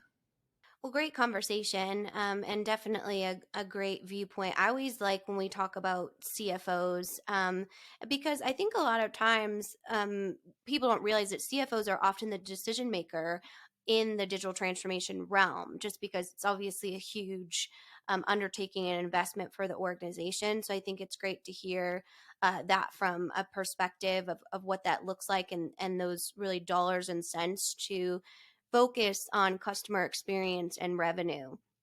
And Sam did such a great job of that. One question I had and kind of wanted to elaborate more on with you is, when we're talking about the idea of customer centricity, and really mapping out your digital transformation strategy to include that, as you talked about, how do you ensure that you're kind of looking at it from both ends, from the customer experience to the internal operations, and making sure those are integrated all in one? Do you start at both sides and kind of move to the middle, or what's that mapping process really look like?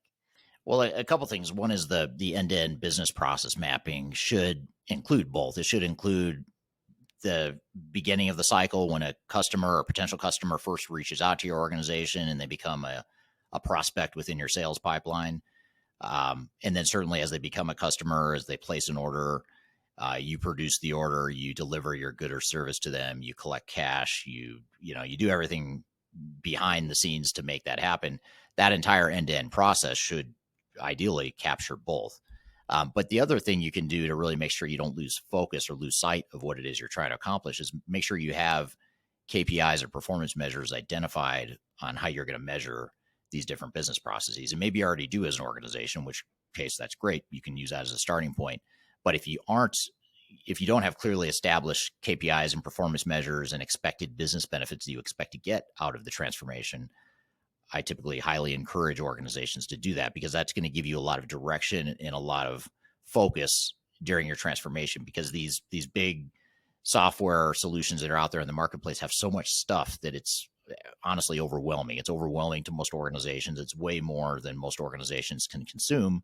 So if you have the expected business value clearly quantified and you've identified where those business value points are going to be throughout your organization and you're measuring them, then that gives you a lot of clarity when it comes time to make decisions around scope and potential customization and what you want your processes to look like, how you're going to configure the software, all that stuff.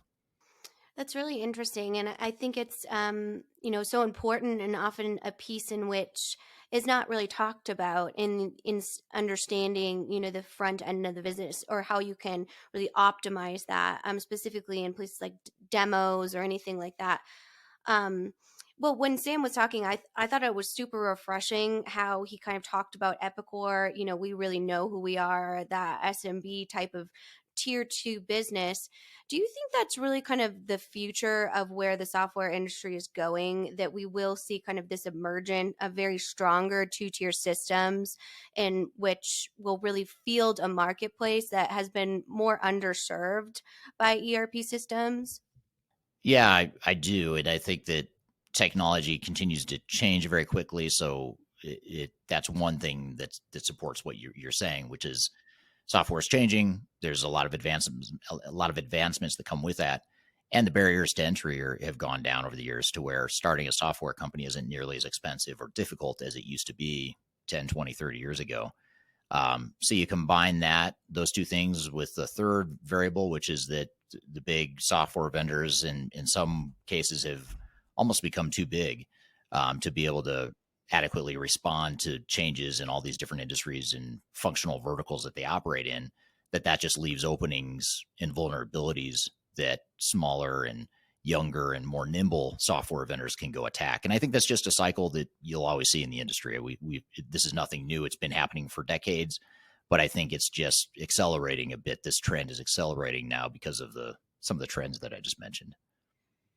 Well, that was a great conversation. I definitely think there's lots to learn from Sam, and we will pop his profile on LinkedIn in the comments here so you can follow him in some more of his thought leadership in the overall digital enterprise area. So thank you, Eric, for hosting that, and thank you to Sam for joining us. I definitely learned a lot on kind of the importance of understanding the customer's experience and optimizing, making that the number one priority in digital transformation. Yeah. It's a good reminder to sort of, not get too inwardly focused and not lose sight of how this could all negatively affect your customer base if you're not careful in how you manage your transformation. But just as importantly, if not more importantly, how can you make your customer experience and customer satisfaction and the overall customer journey, how can you make that even better with better technologies? And again, I think if you define those end-to-end processes and measures, that will help you get there. So I think it's a great point, and appreciate having Sam on the show. He was another first-time guest, so it was great to have him here as well. So thank you, Sam, for being here, and thanks to the audience for such great questions as well during that conversation. So shifting gears just a little bit, we're going to have another vendor on the show, or a collaboration with another vendor called Unit 4. And for those that don't know, Unit 4 is a software vendor that specializes in a few industry verticals, including professional services. And they recently interviewed me to talk about digital transformation in the professional services space. So we're going to play you that clip of that interview in just a moment. But first, we're going to take a quick break. You're listening to Transformation Ground Control.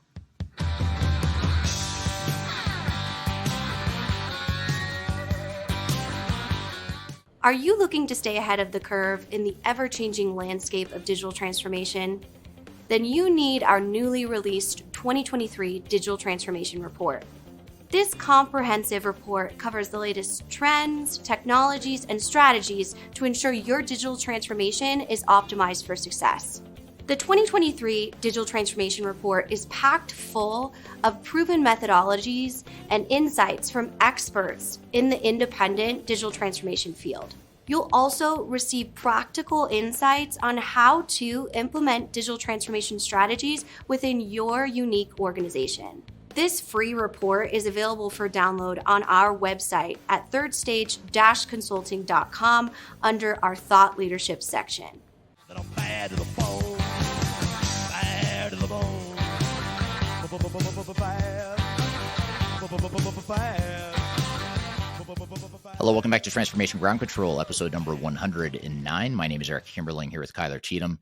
You can find new episodes every Wednesday. This podcast covers everything related to digital transformation, including digital transformation in a number of different industry verticals, such as professional services. And that's the topic we want to shift gears into now. And this is a good conversation, even if you're not in professional services, if you provide any sort of service, or even if you're not a service provider, you're a manufacturer, a distribution type of organization. There's still a lot of really good lessons in this conversation. But this particular conversation was with Unit 4, an ERP software provider based out of Europe, and they interviewed me to talk about this topic. So why don't we roll the clip, and then we'll get into some debrief and build on some of the threads from that conversation here in just a moment. I'm Bryce Wolf. I'm a Senior Manager of Industry Solutions here at Unit 4, and I've got the honor of welcoming Eric Kimberling, who's the founder and CEO of Third Stage Consulting. Thank you for joining us today, Eric. Hi, Bryce. Thanks for having me. So, Eric, could you just tell us a little bit about your experience with professional services organizations and just kind of your professional experience to date? Sure. So I'll maybe start with my overall experience and then dive into the professional experience piece of it. I've been in the professional services space for my entire career, having been a consultant now for about 25 years. Started off at one of the big four consulting firms back in the late 90s, and now I'm CEO of a company called Third Stage Consulting, which is an independent consulting firm that helps clients with their digital transformations. My experience with professional services, obviously being in the industry for 25 years is one component of that, but also on the consulting side, consulting to other professional services organizations. That's something I've done probably for the last 12 or 15 years of my career, along with experience in other industries as well. Okay. So you've got a fair bit of experience in the just professional experience and in professional services as well. Yeah, absolutely. Well, I think that really lends itself to the topic of conversation today, which is digital transformation. So really focusing on those tips on how to avoid common pitfalls that organizations see with that digital transformation. So what are some common challenges that we see amongst professional services organizations? Yeah, so I mean, you certainly have the common challenges that you see across all industries, which is, a failure to find the right software, a failure to have the right project governance and controls in place, not having a clear vision of what it is you want out of technology, that sort of thing. So those are more broader cross-industry challenges that organizations face. But within professional services in particular, it's really interesting because there's pretty unique challenges within professional services, both from a technological perspective, but also operationally as well. And that includes the main factor, the main issue, which is that it's such a labor-intensive industry, and therefore human capital management and just managing employees and human resources, HR processes, all that stuff is even more important for professional services firms than most other industries. So I think you've got that sort of human complexity that's a bit more unique and a little bit more magnified in professional services firms. But in addition to that, okay, it's also, a challenge to manage resources. Managing resources in projects is sometimes a lot different or a little less tangible and cut and dry as managing a production or a manufacturing shop floor, which is very predictable and repeatable and that sort of thing. So those are two of the big challenges I see that are fairly unique to professional services organizations. Okay, so to touch on that first point there, it sounds like it's much more than just the technology and the transformation side of things. It's the people that makes it so different from other organizations that have this digital transformation, because with a services organization, it's even more so than other industries. It's all about the people, because the people are your resource. They are your commodity. So it's really important to make sure that they go along on that journey. So what are some of the impacts to the people that you see? Sure. Yeah, and I'd take what you said just one step further, which is the people are actually the product too. That's the product you're selling to other organizations or to your customers. And so some of the ways to or ways to manage that or things to think about it, it starts with, in my opinion, it starts with culture. What kind of culture is it you're trying to create? What kind of culture do you have now? How might you want to bend that culture or pivot on that culture to elaborate on the strengths you have, but, adjust for the future and, constantly improving in that area. And so creating that deliberate culture of what kind of culture is it you're trying to create is one important component. And then certainly another component is just looking at the overall employee experience. What kind of employee experience do you want to create? Which, by the way, ties very much into the cultural component that I just described. And so, having a clear understanding of what that employee experience should look like, that's something that I would recommend to really any organization, but even more so for PSO organizations. And then, I guess a third thing I'll mention is that there's a lot of technology out there in the marketplace that can enable a digital transformation, but there's not a lot of technologies that can do this stuff really well. The PSO stuff, the human capital management, all the stuff we're talking about here, the nuances of managing a PSO. So I think that's the other piece of it too, is just making sure you're looking at solutions that are built for PSO firms, because you can't take a manufacturing-based software, for example, or a retail-based software and sort of force fit it into a PSO. I suppose you can, but it's not going to be pretty. So I think that's the other consideration as well. Right. You want to make sure you're using technology that's built for purpose, which is to support the people. If you're a services organization, it's making sure that you have the right tool that you're selecting, not something maybe that's more geared towards manufacturing or retail, but really one that's focused on services organizations. Yeah, absolutely. And then, one last dimension that comes to mind is the knowledge management, just the knowledge capital within the organization and how you manage that knowledge capital too. For a lot of professional services organizations, that knowledge base or that collective knowledge and capturing that collective knowledge is super important. So you want to look at that as well, which again, to your point, very different than a manufacturer of widgets. It's just different process and different set of capabilities that you need from your technology and your operations. Right. And then, so it sounds like change is something that's really important to take into consideration with this digital transformation.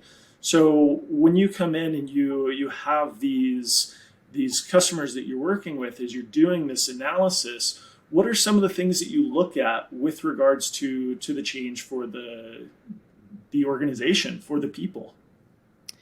Yeah. So, one thing that's important to do is to, once you've defined that future state in terms of the culture you're trying to create, the future state operating model, how you think technology could help enable that future state operating model.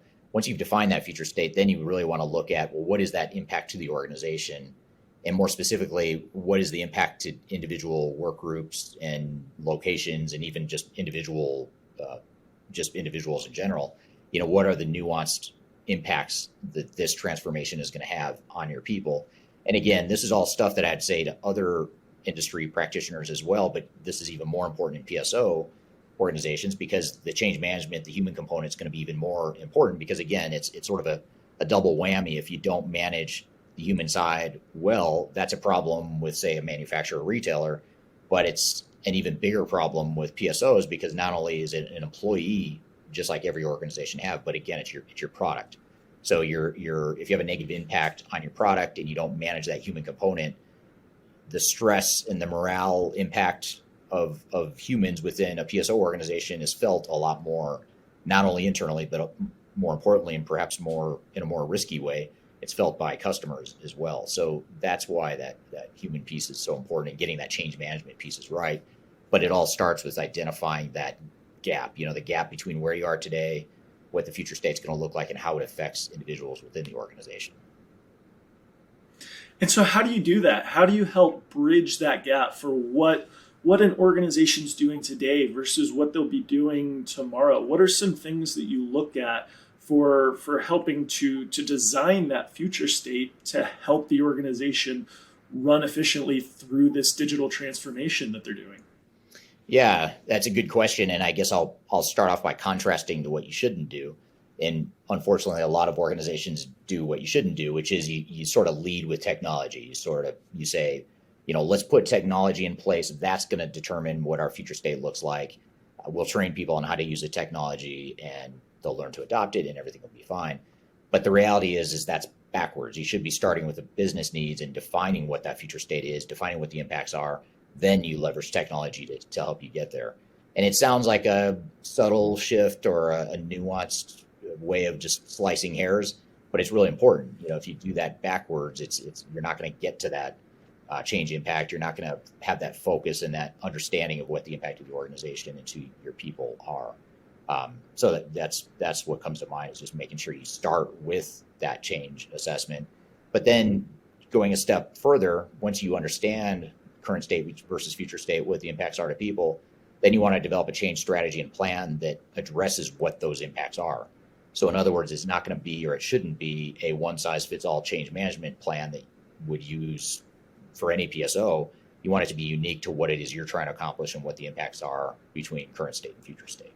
Okay, so to start with that impact analysis, what you'll do is you'll look at the people and process, technology being the last component of it, because people and process are the most important things for that impact analysis, and then overlaying the technology on it. Once the impact analysis is complete, that's where we start with the change strategy, which takes all of those things into account. And then what are some things that go into a change strategy for a professional services organization? Once you've done that impact analysis, what's kind of an example, I guess, if you will, that you've seen for that change strategy? What are the components of it? Sure.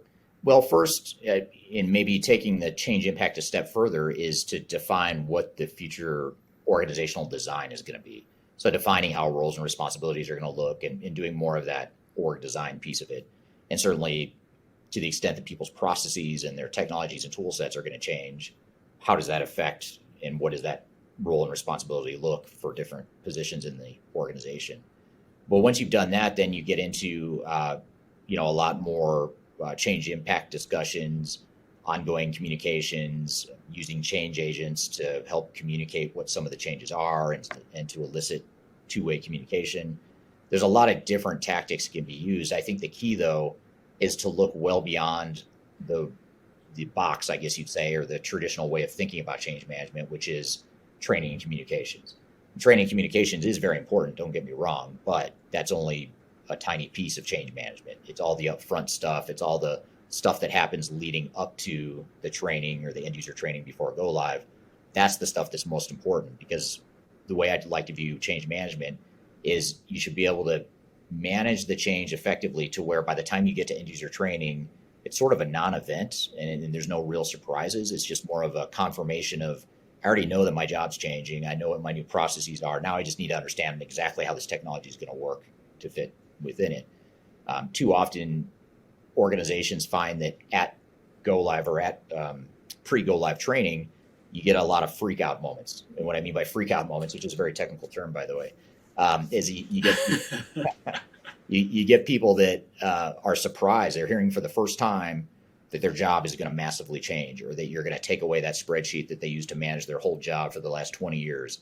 There shouldn't be any surprises like that, any material surprises. It should be more that stuff needs to move up front in the implementation. And so that's the key, is how do you draw out those freak out moments earlier in the project so that by the time you get to end user training, the dust is settled organizationally. You're not 100% comfortable yet, but at least you've worked through the major issues or surprises. And now it's a matter of just getting the formality of, now we're going to really dial in on how to use the technology and how those new processes are going to work exactly. Yeah, it sounds like by the time you get to end user training, you want it to be more of the how-to rather than the why and who made this decision and why is my life changing.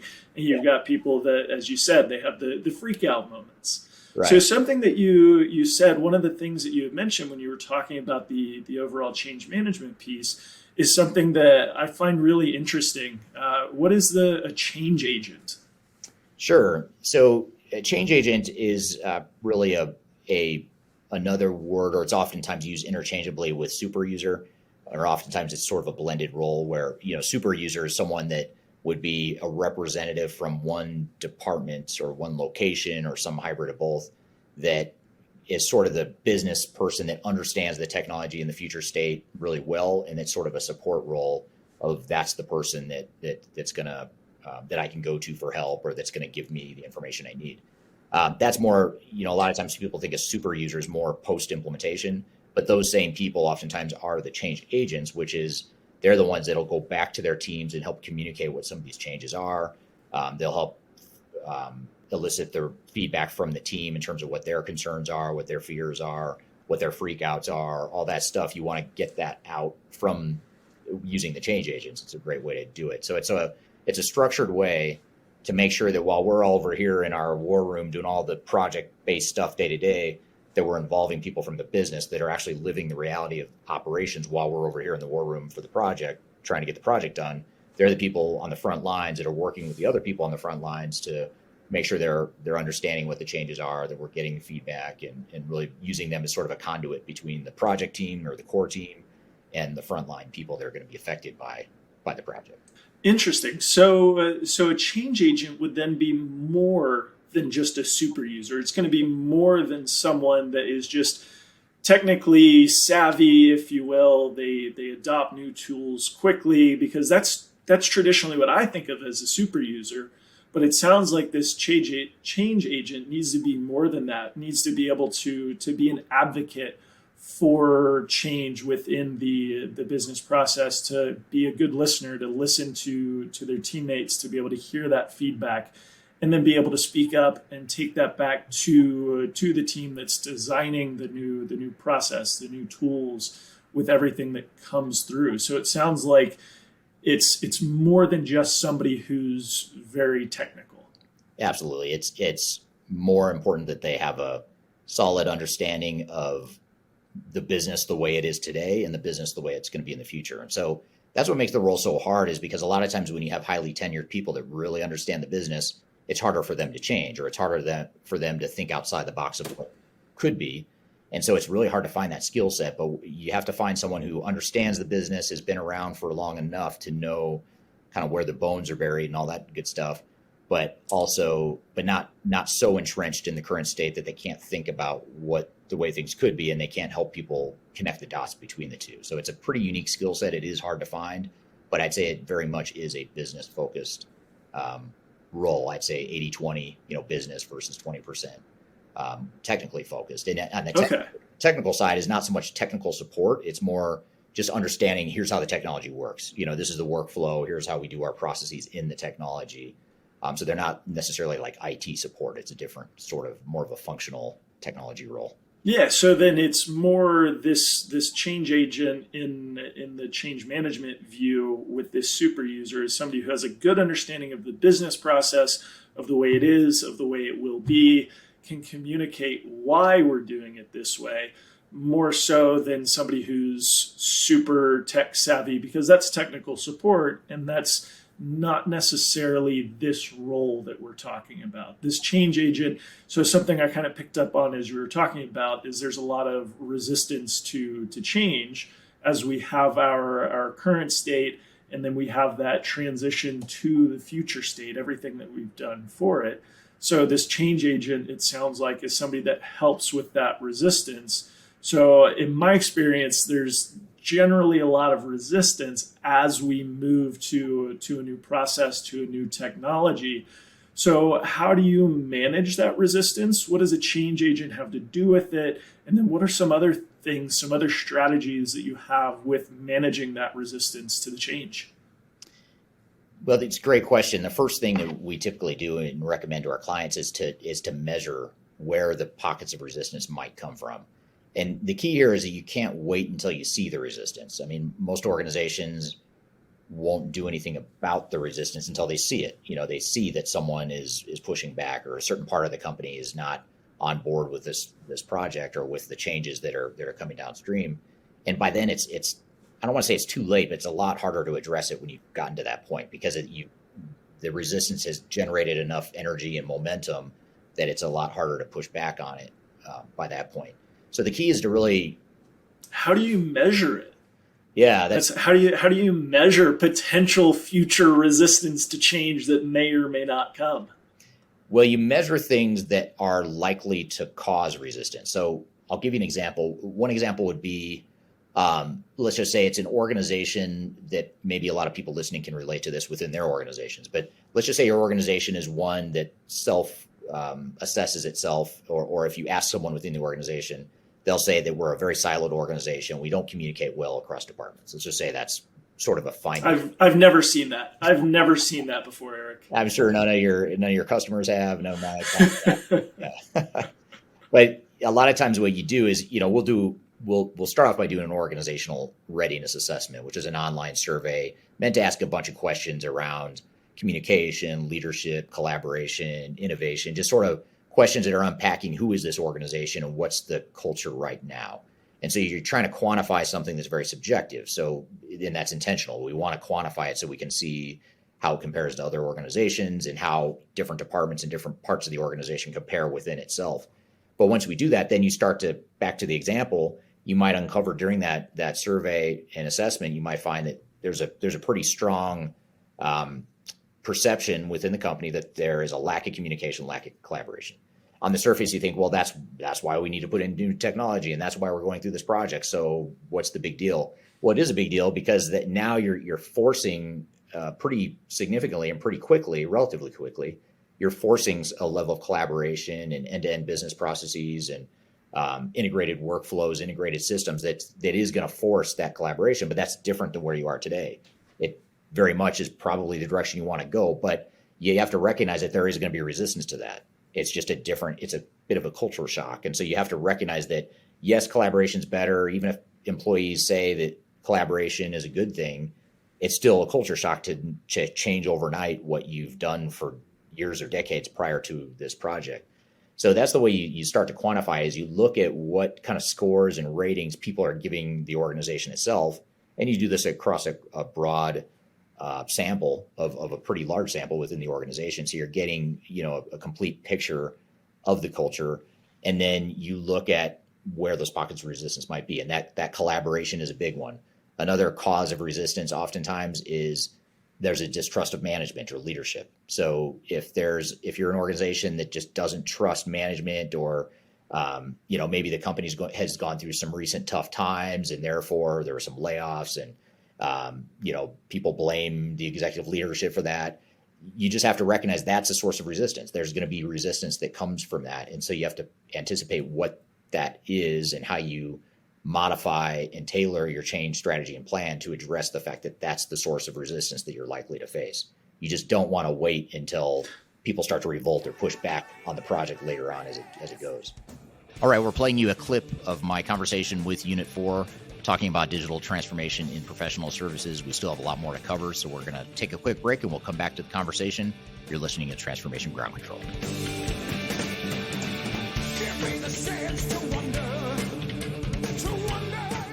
If you are involved in any sort of digital transformation or business change initiative, you will want to download the 2021 Digital Transformation Report. With its comprehensive overview of business and technology trends and best practices, this report is a must-have guide for any transformation project or executive team. Download this free report by visiting Third Stage Consulting at thirdstage-consulting.com. You can also visit our website to learn more about us, or download independent reports, videos, and other best practices. Again, visit thirdstage-consulting.com today to learn how to take your transformation to the third stage of success.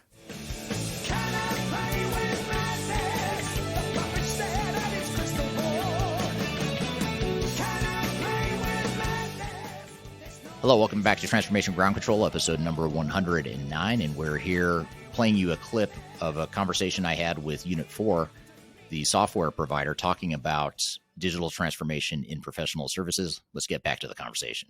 And I feel like that's probably pretty common, right? You have leadership that's not being trusted for this change because we're changing something. We're changing something that we've always done it this way. That's the most common thing that I hear is, why would we do it differently? We've always done it this way. We're in a good place. We're fine. Even if you're not in a good place, there's that level of comfort that makes you feel like you're in a good place. So for those types of change resistance, there's probably a special strategy that you need to do. There's certain things that you need to do that would be different from a different pocket of resistance. And for a services organization, that's probably something that's pretty common. So do you have any examples of how you've solved that, what you've done to be able to help with that change resistance? Sure. Yeah, so it depends on what the change resistance is, but let's just stick with the distrust of management. If there's a distrust of management, or another common one is there's a perception that there's not enough communication from management. People are craving more direction or more communication about what's going on from management. Well, if that's the case, then maybe what we do as part of our change strategy is we double down on the whole concept or the strategy of having more messaging come from some of those key leaders. So in other words, rather than having being the project team or the CIO or even the change agents within the organization that we talked about before, those people can still be part of the communication plan, but you might be more focused on leadership delivered communications, which is almost always a good idea to begin with, but you might just want to do more of it because people are craving that, and that's part of the resistance you might see. Because if you go through the project and you just keep things the way they are, people already have this perception they don't trust management, or they're not getting enough information from management, then they're going to be a bit skeptical of this project. So it's important to have that dialogue and to create that connection in this case or example, that connection between leadership and the frontline employees. Okay. So is that something, do you see that often? Is it more something else? It seems like this is probably a pretty common one, though. Are there other major resistance to change, those pockets, other ones, or are those kind of the main two that you see for services organizations especially? Yeah, those are big ones. I'd say in services organizations, another big one, trying to think of how to articulate this in a politically correct way, but a lot of times when you get knowledge-based workers that are very smart, not to say that other people outside of PSO are not smart, but when you get a service-based organization, if they're highly educated, potentially highly paid, whatever the case may be, or at least higher paid or higher educated than some other fields, that can be a strength, but it can also work against you. And I found that a lot of PSOs with really smart people, especially like, for example, we had one client that had a bunch of PhDs and engineers, sort of their employee base. And the very smart people, but sometimes the really smart people are the ones that they're even more resistant to change because they know their stuff. They don't need you to tell them how to make their job better or whatever.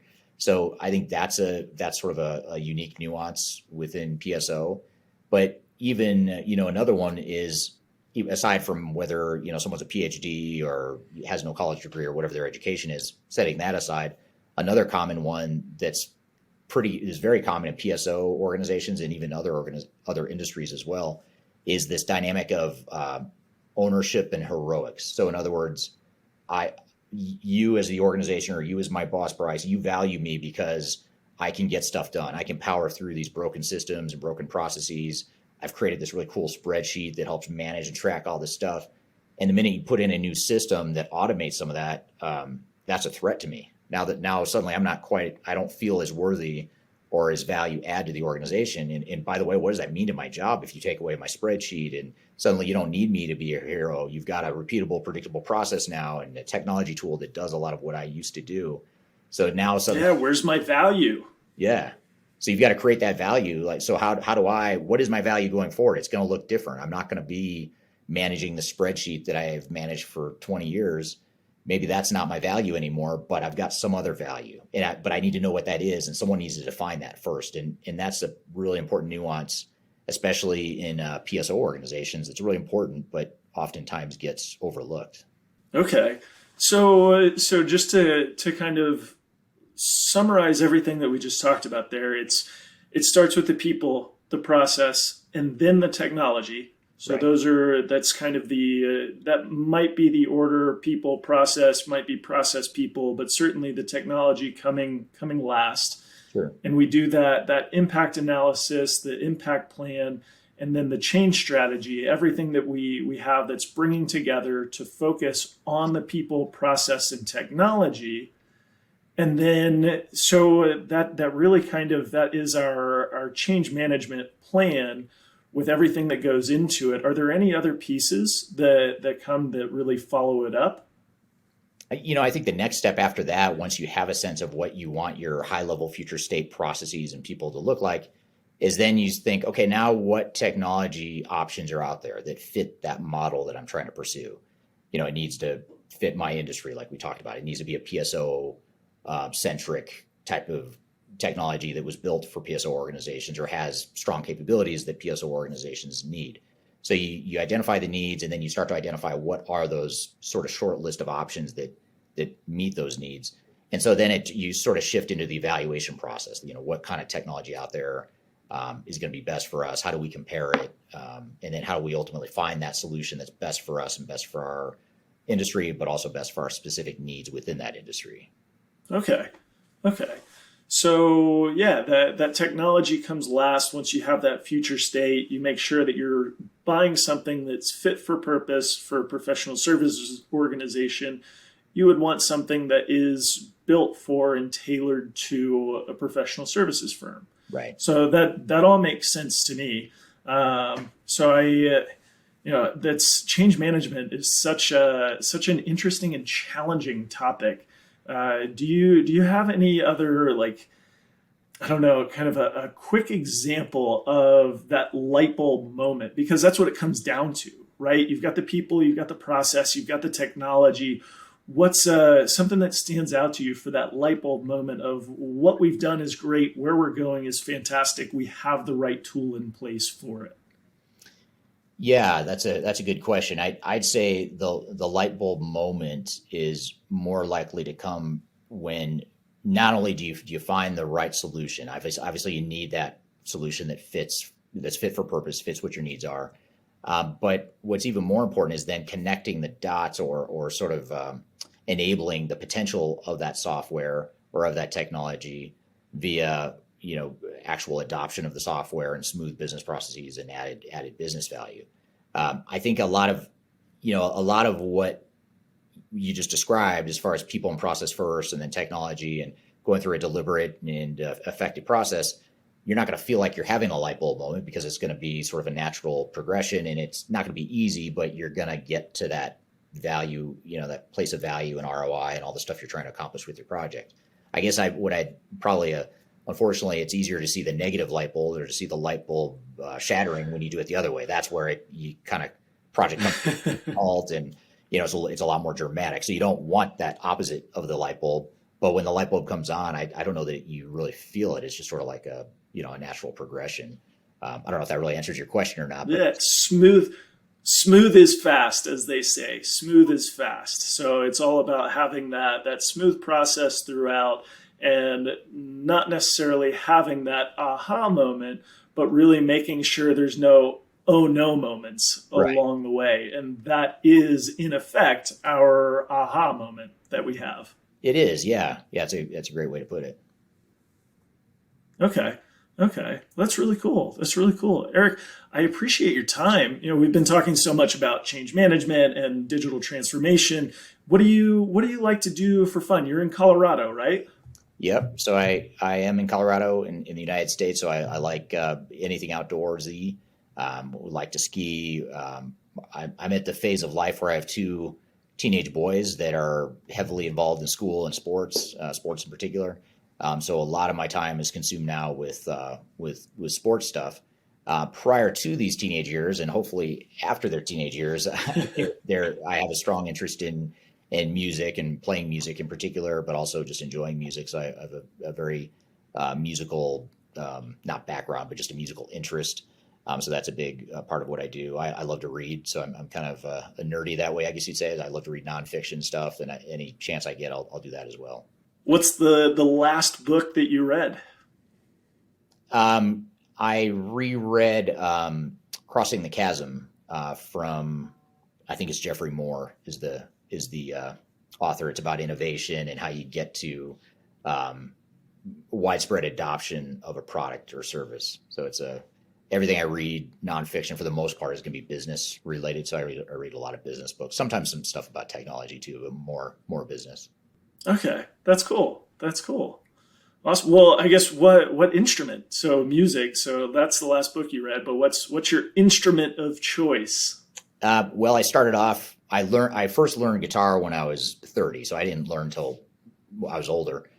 So when I was 30, I started by playing acoustic guitar. Then I switched to electric guitar for a few years, really liked that. And most recently, bass guitar. So my favorite is bass right now, and it has been for the last decade or so. And that's probably the one I'd stick with. I still like to pick up an acoustic or electric guitar just to mess around every so often, but I really enjoy bass. And I think and now when I hear music, that's the thing I hear the most is the bass line. So That's awesome. That's awesome. yeah. So I really appreciate your time, Eric. Just one last question before we go is where does an organization start with the change process? What's the best place to start with that? The simplest, easiest, and most effective thing to start with, in my opinion, on the change side is to do that organizational assessment, to really do the survey I talked about. We also do focus groups to get some qualitative data to back the quantitative data that we get from the organizational assessment. But that'll really sort of do a lot of things. It's gonna validate and quantify some of the things you're already feeling within your culture, within your organization. But more importantly, it's also going to give you some more clear direction on, once you analyze the results, you'll have more clear direction of what it is that needs to be done from a change perspective. So I think, when we look at working with our clients, that organizational assessment takes just a relatively tiny amount of time and money in billings on our side, but it generates so much value because now you've got the lay of the land, and now you can craft a change strategy that meets those needs, rather than just, sending a bunch of people to go get ProSci certified and then hoping that they come in and figure out how to do the change management. That, go get people educated in change management. Of course, that's not a bad thing, but more importantly is to make sure you have a clear direction based on your current situation and where you're headed.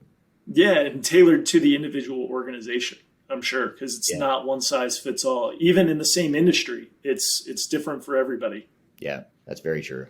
All right, good stuff. Thank you for that interview and interesting topics that we covered there. In fact, we're going to build on a few of those threads here in just a moment. But first, we're going to take a quick break. You're listening to Transformation Ground Control.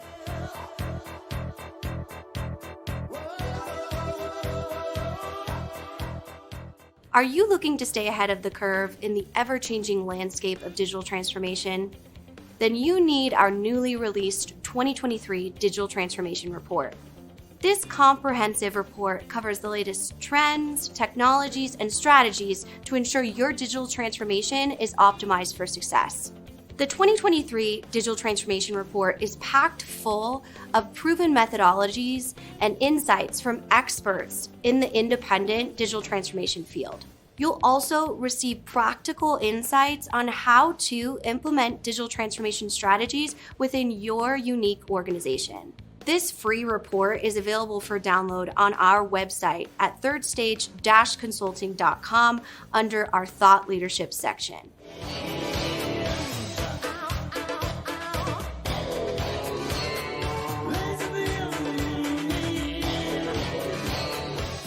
Hello, welcome back to Transformation Ground Control, episode number 109. My name is Eric Kimberling here with Kyler Cheatham. And Kyler, we just replayed the interview I had with Unit 4 not too long ago to talk about digital transformation and professional services. What were some of your takeaways from that conversation?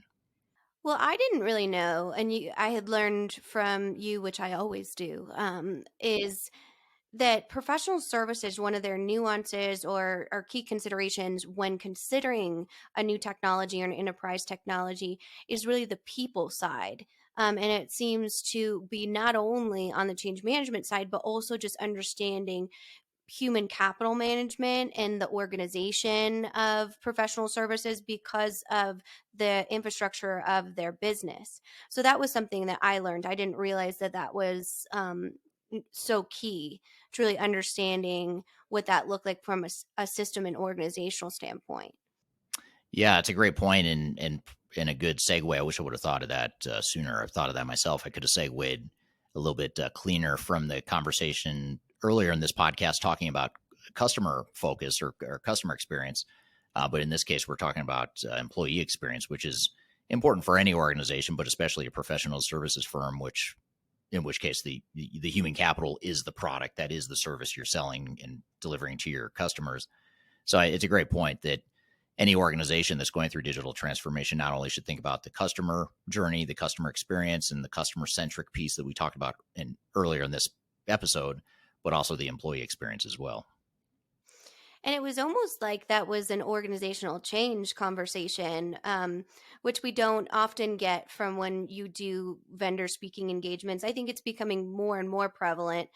But they seem to truly understand, probably from experience, the importance of organizational change initiatives specifically for professional services, like you said, because really the assets there, is the talent management, is the employee management.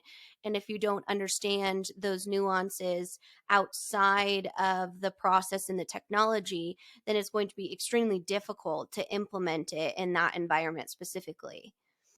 Yeah, totally. And I guess there's two threads there, two layers. One is the actual implementation itself and making sure that you have your employees on board and that you've got the change management to ensure that the implementation itself goes well and that you get the adoption at the time of go live. But also just longer term, making sure that you're maximizing, employee stickiness and employee satisfaction and just getting the most out of your employees. That's something that one of the important benefits of taking that approach can bring to the table. Absolutely. And it's a great overall conversation. And do you want to just give us a little bit of background in Unit 4 specifically? I will pop your independent review video here in the comments. And if anyone has had experience with Unit 4, we'd love to hear your case studies or overall feedback in the comments too. But it is a pretty unique system. So maybe if you could just give us a quick overview of their specialty and kind of some considerations when evaluating Unit 4 for your business. Yeah, I'd compare Unit 4 in some ways to Epicor, who was on the show earlier today, or the CFO from their company was on the show, in that both are fairly focused on a few things and they try to do a few things really well. That's a lot different than the bigger software vendors like SAP and Oracle and Microsoft, who are trying to provide broader solutions that can do a lot more than that, which could be good if you're a highly diversified organization or you're a large, really complex organization. But if you're a professional services firm and you really need that, resource tracking and competency tracking and scheduling and time reporting and all the stuff that's so important to professional services organizations, Unit 4 does that really well. And I think there's 3 or 4 industry verticals that they tend to focus on, professional services being one. But I think the key, though, is, recognizing that, a lot of people listening may not have heard of Unit 4. Unit 4 is not a small vendor, but they just don't have the household name recognition, especially outside of Europe, that SAP and Microsoft and others may have. It doesn't mean they don't have the resources and the R&D and the great product behind them, because they do. But it's just a good reminder that there's a lot of good alternatives out there. If you don't want one of the big complex ERP software providers, there's a lot of focused ones out there that could be good fits as well. So it's just a matter of understanding those options and comparing the cost benefit of the different options you have.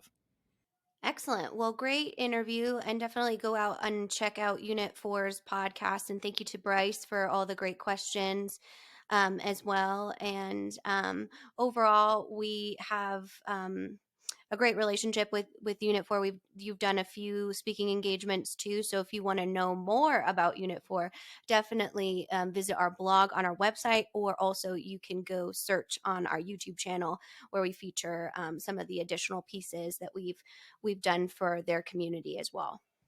Yeah. Yep. Great. It's great to have a couple different vendors on the show to kind of share perspectives with and engage with in the content here today and the topics of today. So thank you for that conversation. So speaking of thank yous, thank you, Kyler, for another great episode. And thank you to the audience for the great questions and for listening in. I have a favor to ask the audience, as I always do, which is if you don't mind just sharing this podcast with colleagues and peers that you think might be interested in the content. We'd love to continue spreading the word and getting this podcast message out there. It's already number 1 on the charts in digital transformation podcasts named after David Bowie songs. In this case, Space Oddity was the reference to Ground Control, Major Tom to Ground Control, if you know that song from many years ago. But I'd like this to be like number, top 10 overall, in technology or business and technology, those categories. So you can help us get there by getting the word out there. Leave us a review, give us a rating on the podcast apps if you're listening there. Love to get your feedback, and be sure to subscribe to us on YouTube and our other social media platforms as well. So hope you all have a great week. Thank you for being here. We look forward to seeing you next time on Transformation Ground Control. Have a great day, and we'll see you soon.